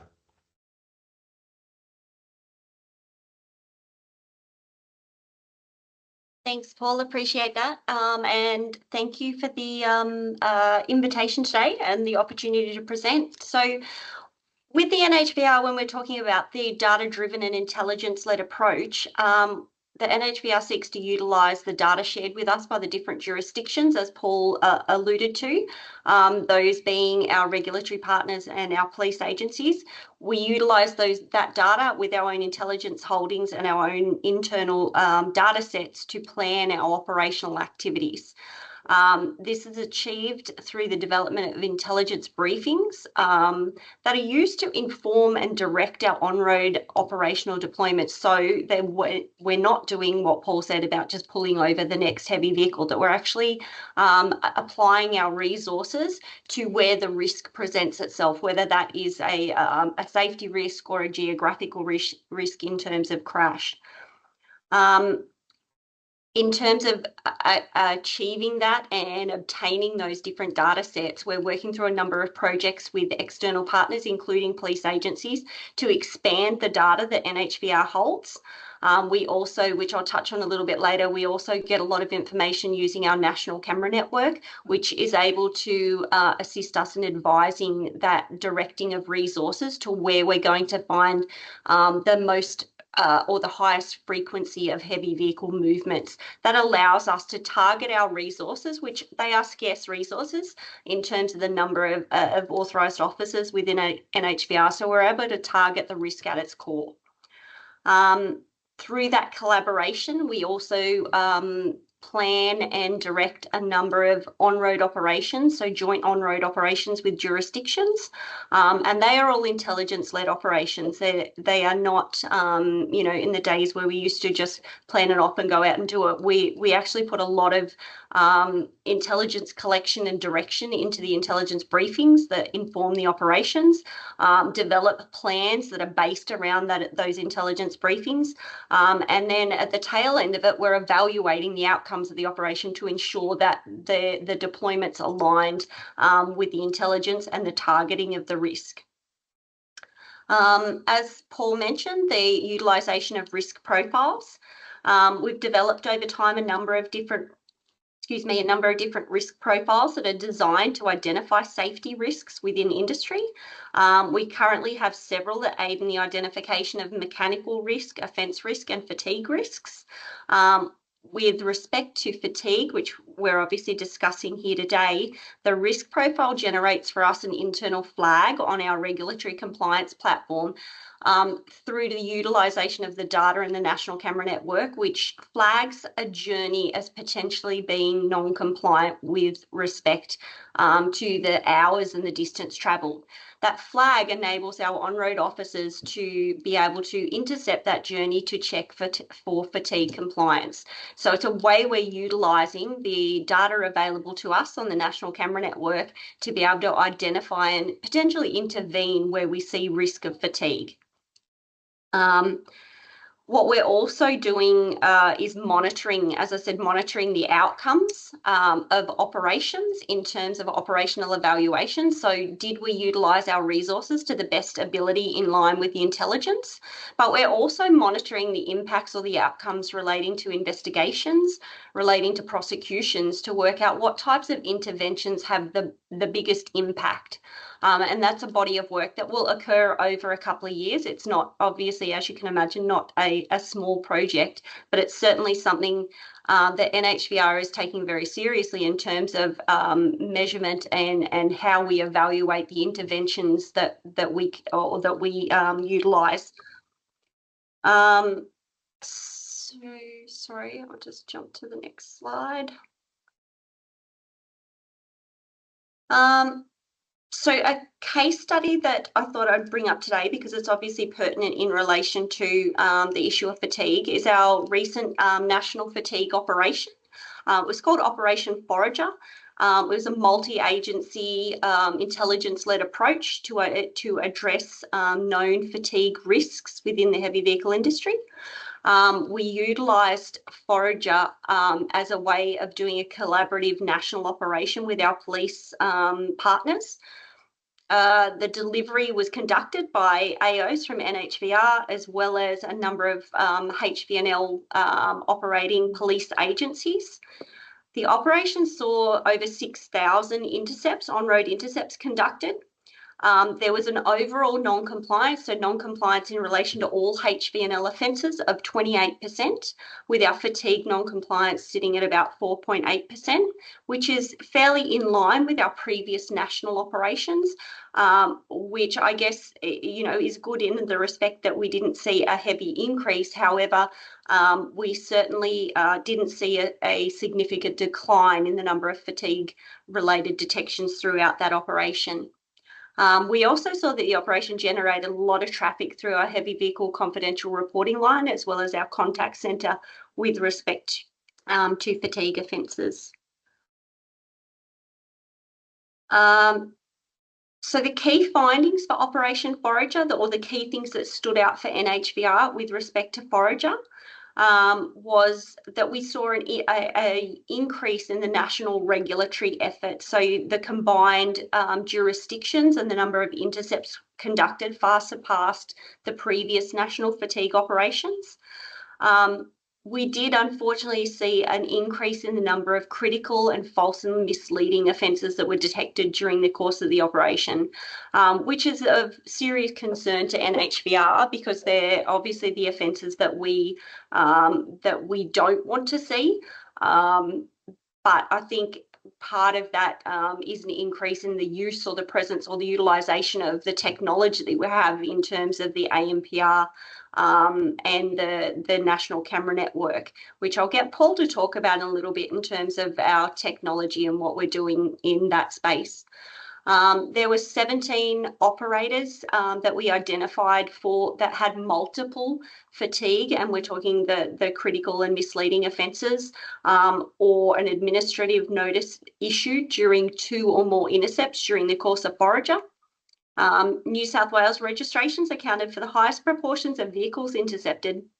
However, the highest proportion of fatigue non-compliance was attributed to Victorian, Queensland and SA registered vehicles. Education, as Paul spoke to previously, is a focus of NHVR, and we saw education increase threefold in terms of Forager, in terms of the number of educations occurred during intercepts. And the education focus was primarily on the use of work diaries. as we've discussed through the course of this presentation, the utilisation of technology and those resources to point our on-road resources is certainly something that NHVR has identified that we'll continue to do through this and other operations. Emerging issues that came out of it with respect to fatigue was the utilisation or the use of eraser pens by drivers to change work diary entries. So that's something that was significant or that was noted with NHVR, and certainly something that we're looking at in relation to. And also the utilisation of WhatsApp for communication, between different drivers and different driver groups, and the sharing of different information that would be required to be produced for NHVR AOs on WhatsApp. So there's certainly some things that we're looking at. I might just bring Paul back into the conversation now with respect to the discussing our ANPR technology and what NHVR is doing in that space. So just with ANPR technology, I think Mel touched on effectively our fixed camera network, our national fixed camera network right across Australia. At the moment, we've now got ANPR technology on our NHVR vehicles. We've also got deployed on mobile trailers. So we know that sometimes drivers and operators know where those fixed cameras are. So we're utilising the mobile trailer technology to deploy on secondary routes and conducting some operations, some fatigue operations in that respect. And we've also have our mobile screening stations where we're trialling mobile ANPR technology on tripods. What does this all mean for industry is that even if they're travelling around Australia on secondary routes, our vehicles are driving around with ANPR technology. They're fingerprinting vehicles every minute of the day.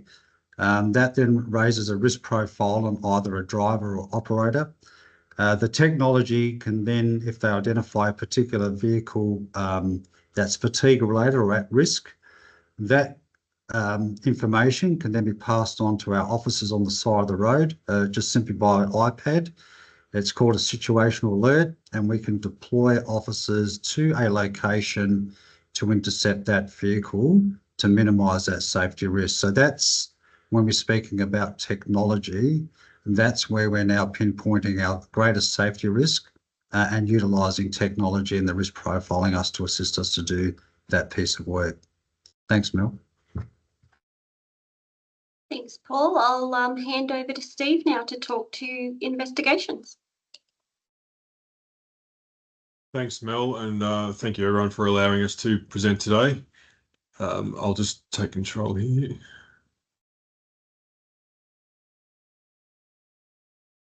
So my team and I, we're part of the investigations team, are part of the statutory compliance division with NHVR.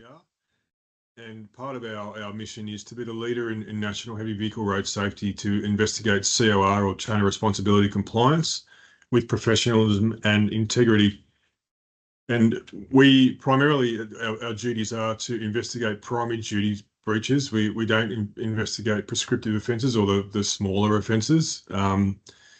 And we look at, so all parties must take reasonable steps to prevent breaches of mass, dimension, loading, speed, maintenance and fatigue under the National Vehicle Heavy Law. So basically one of our primary focuses is obviously on fatigue. It is a big issue in our industry, and it's one thing that we take extremely seriously. And part of our remit is to get referrals from our external agencies. So not only do we work closely with our Mel's Intel team and also Paul's operations team, but with our external stakeholders. So when I say external stakeholders, I mean police agencies, and we're looking at also Comcare, work health safety agencies in each state. So we have multiple referral systems, and one of the big referral systems we have is the Heavy Vehicle Confidential Reporting Line, which Mel's team runs.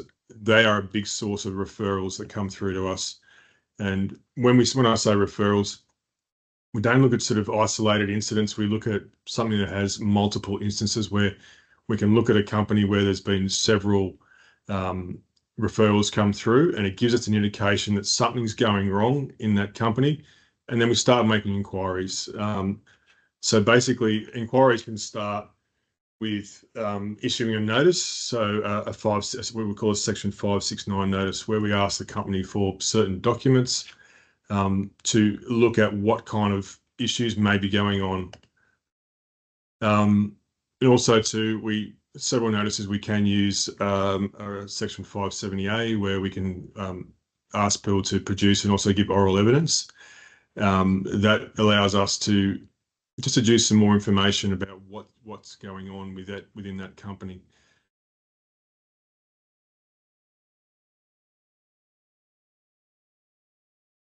With some of our actions that we can take, so we can issue what we call an improvement notice. So we've done our investigation, and we've come to the conclusion that we've found some gaps in that company's procedures and policies, etc.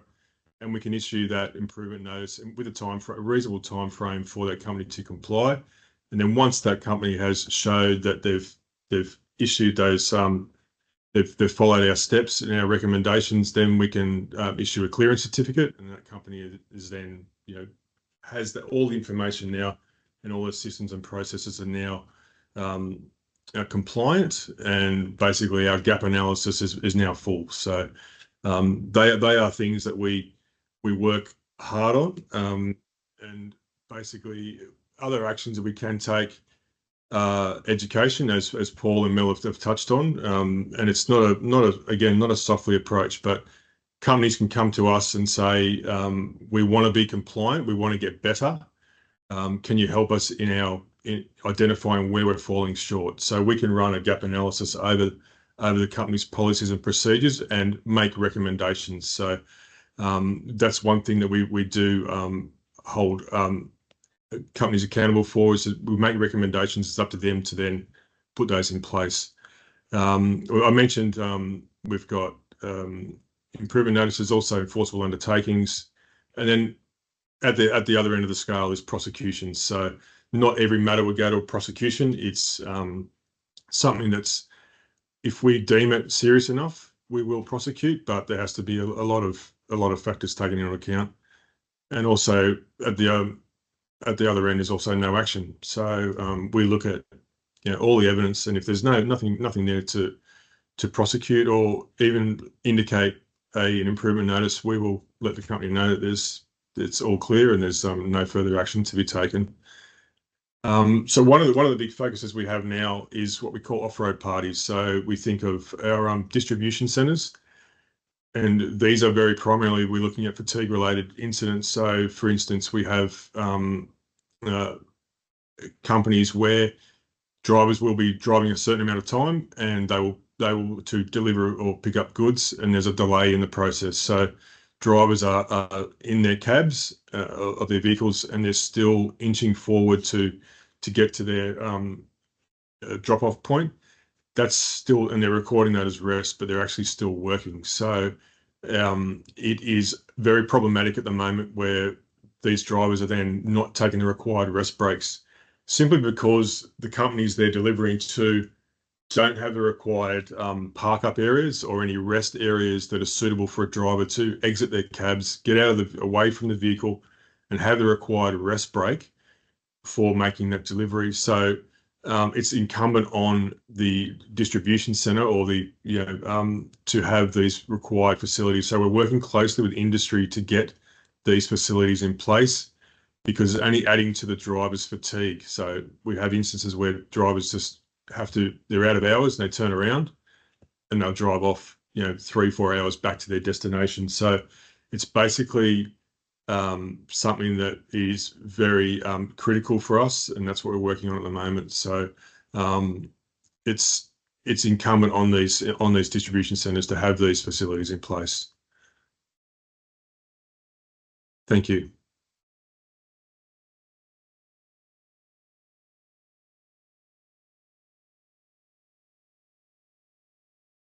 Okay. So I think, does that bring us to the end of our session? So thank you, Paul, Stephen and Melissa for that. And with that, we're going to drive straight into our panel session. That will be facilitated by Tom Dawson. The topic for our panel today is fatigue and fatigue management, and I'd like to welcome back all our speakers throughout the session and hand over to Tom, who will facilitate the panel. Thank you. Yeah, thanks, Bev, and thanks everyone. We're running a little bit over time, but we've got a couple of good questions that have come through that I'll pick up. James, we might start with you there, James. Where are we? James, the comment there, James, was it's inspiring to hear that in the interim you were redeployed to alternative duties by Linfox, and then you successfully returned to your original job. What were your insights or tips for other workers redeploying while they're rehabilitating and going through testing? Because it can be challenging to return to work. How did you in your workplace make it successful? Yeah, it can be challenging. For me to be successful to go through it all, I just done what I was told or asked to, and progressed with all my stuff that I have to do with the sleep apnea machine, and it works with me inside of home plus as well as the truck. Did you find you had to explain yourself or answer questions from colleagues? Was there a lot of interest? Yeah, there was a lot of interest through quite a few drivers. They come up and spoke to me about it, and I just discussed with them what happened with me and the process that I was going through to get where I'm at today. Yeah. And have you met other people and colleagues along the way that have had a bit of a revelation from your story? Yeah, I spoke with a few other drivers outside of Linfox, and just to hear the way they've taken stuff, and then I'll sort of put my 2 cents in and said to them, maybe you should go seek help and try this sleep machine stuff, and it does help you in the long run because it's helped me beneficially inside and outside of work, and I'm happy to where I'm at today than what I was 6, 7, 8 months ago when all this occurred. Yeah. Thanks, James. And Callum, there's interest in the fatigue monitoring system that Linfox are using. I understand there are a number of makes, etc. But are you able to disclose what Linfox are using? And with that system, the measurement and screening mechanisms, what do you do to identify or quantify how fatigued a driver is via the cameras before it gets escalated to the levels of management that you spoke about? So at what point does the company get involved to do sleep apnea testing from the triggers from that system? We're currently using the Guardian technology at the minute. A new test or trial unit has also been put in several trucks to see which is going to be the best unit for use. Look, it came down to how many events that the drivers may have over time, and then that would sort of dictate as far as how far up the chain it would go. So for a driver that normally has, if they had 2 or 3 more events in one night, then it would be escalated further up to the national managers. So a single event is only just a conversation between the site and the driver, but any multiple events would be then significant enough to then start to alert upper management.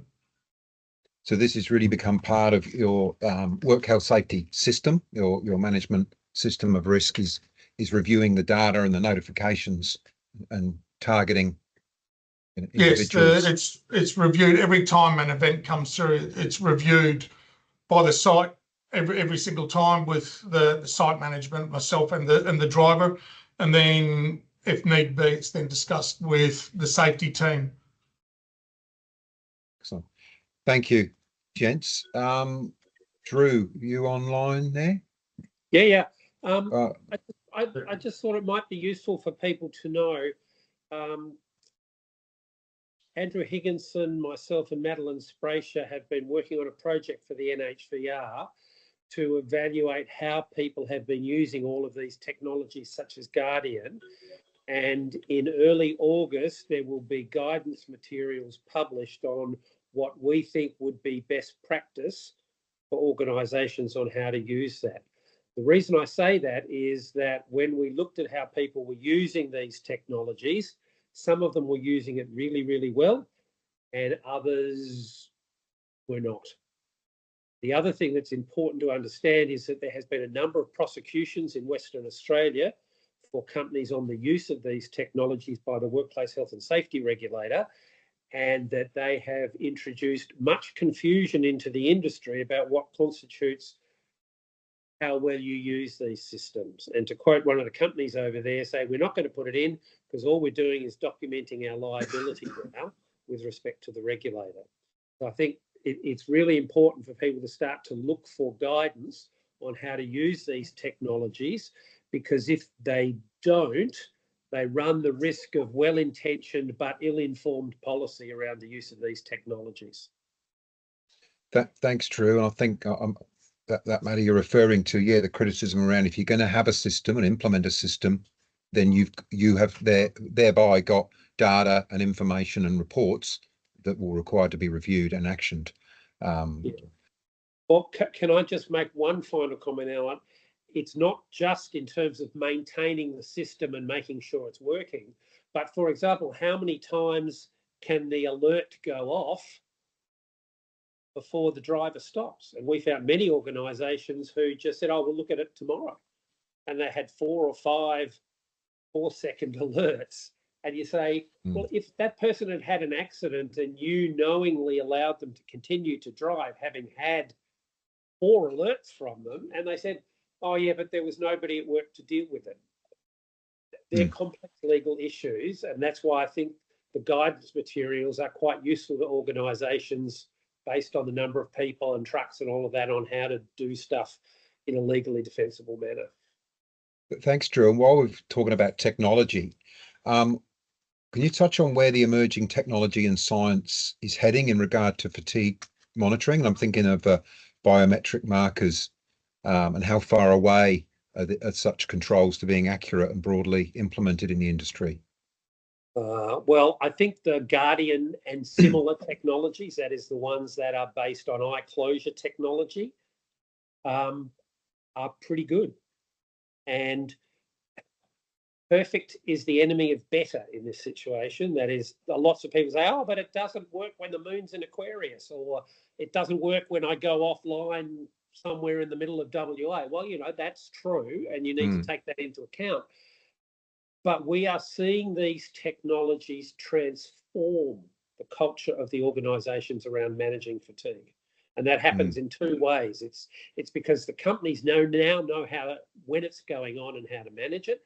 And I'm also going to say, as we heard earlier today, when the drivers come in and see themselves falling asleep, they literally shit themselves instead of their normal, I didn't fall asleep, you know, what we call the Bart Simpson defense. So it's been really profound in watching how people are now taking fatigue events way more seriously. In terms of other technologies, my advice to companies at the moment is that they are emerging faster than we can regulate them.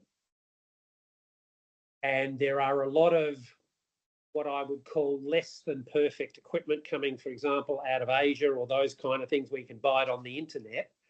It's a vexed question. If I can equip all of my trucks and they're only 80% effective versus only being able to afford 10% of my trucks with the gold standard, there are complex risk calculations there to make in terms of how that's going.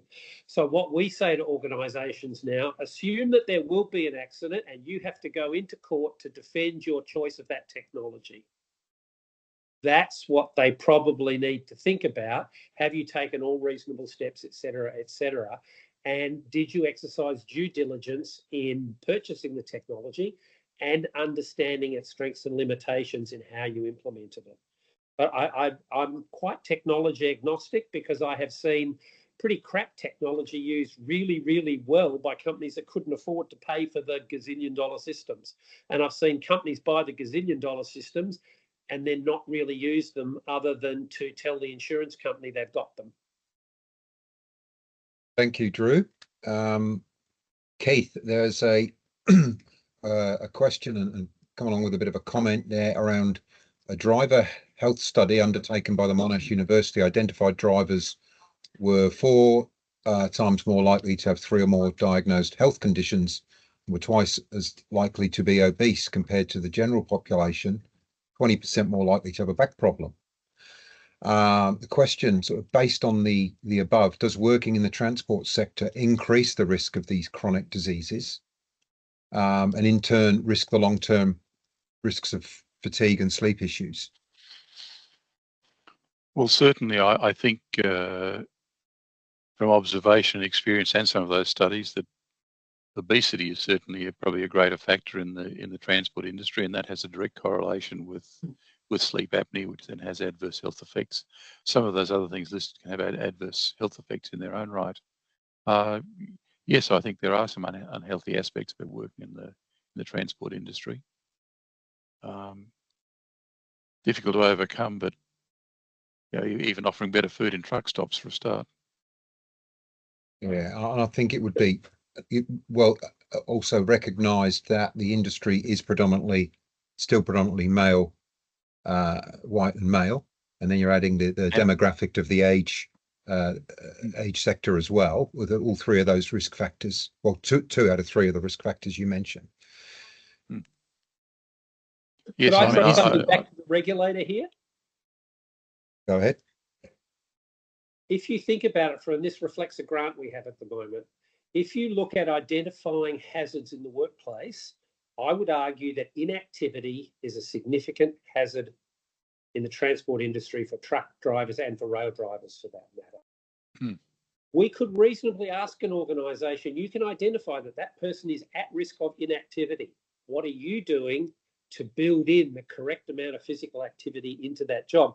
Otherwise, you're in breach of the regulations. Yeah, sedentary work in some aspects there, sat down for hours on end. I mean, I was going to say, I've seen companies and organisations trying to address it in different ways, but I haven't seen anything that's really been truly effective. There's a will, but no one's discovered the magic answer about how to do it yet. There is some emerging work, Keith, which says you're responsible for 5,000 steps a day in the job design. So if you can't demonstrate 5,000 steps in the job design, you're in breach of the regulations. Now, are they being prosecuted yet? No. Another question for you, Keith. You touched on the benefit of mandibular advancement splints, and the question is if there's is there a role, or if there are a role physiotherapists can play with sleep apnea, with the releasing of muscles such as I'll struggle to pronounce this, pterygoid muscles? Pterygoid muscles, yes, they're in the throat. That's what I meant to say. Thank you. I know this muscle, for example, is under strain with people who suffer from stress. Would this be a form of treatment or sleep apnea? Look, I'm not aware of anyone who's been able to devise a particular exercise strategy that exercises those muscles. Where I did mention physiotherapists is that certainly in some rural locations, some physiotherapists have incorporated as part of their practice being able to provide home sleep studies and sometimes provide CPAP machines as well. That's probably a more practical approach, I'd suggest, than trying to exercise the pterygoid muscles. Thank you. There was a couple of questions around stigma of sleep apnea in workplaces. Is there actually a stigma in the workplace, and if so, how can this be addressed? And if I go to Callum and James, I was just wondering, is there a promotion in the industry of this condition or sleep conditions generally, like at the truck stops and the depots around the country that you visit? Is it something that's promoted, and if not, what more could be done to raise awareness? No, I don't think there's anything as far as promotion. The company's currently working on that as far as promoting it throughout the company. But from my 20 years experience, I'd say there's still a stigma attached that mainly males won't want to admit to either a flaw in their own being or that there's, you know, something medically wrong with them. I think it's something that they would probably rather not admit. Yeah. Okay. And I think it's both a stigma and a fear. And I think the only other thing I could advocate is, and it perhaps goes to the regulators and a lot of people, that again consider investigating these sort of problems as part of your investigation of an incident. And get transport associations to promote awareness as well and put the posters up. Yeah. Moving on to the heavy vehicle regulators. Paul, how does the regulator check the compliance of an organisation as opposed to the operator driver? I think you touched a bit on this, but yeah.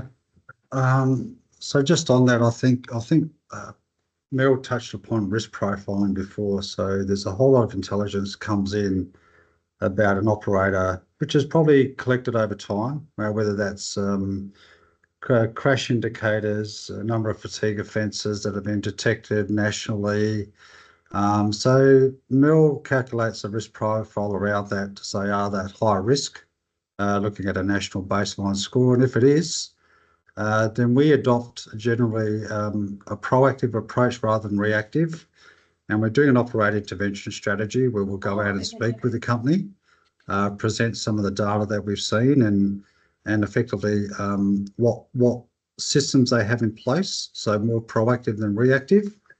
We're also at the moment trialling access for operators into our portal so they can check their own compliance data. Obviously, drivers are detected on the side of the road and defects and fatigue matters and infringements. So I think there's a trial, I think about 14 operators to kick off, I think, next week, where they can go into our NHVR portal, have a look at and do a health check on their own company to see how it's operating, and then obviously seek some assistance after that if they need some education or need to improve their systems.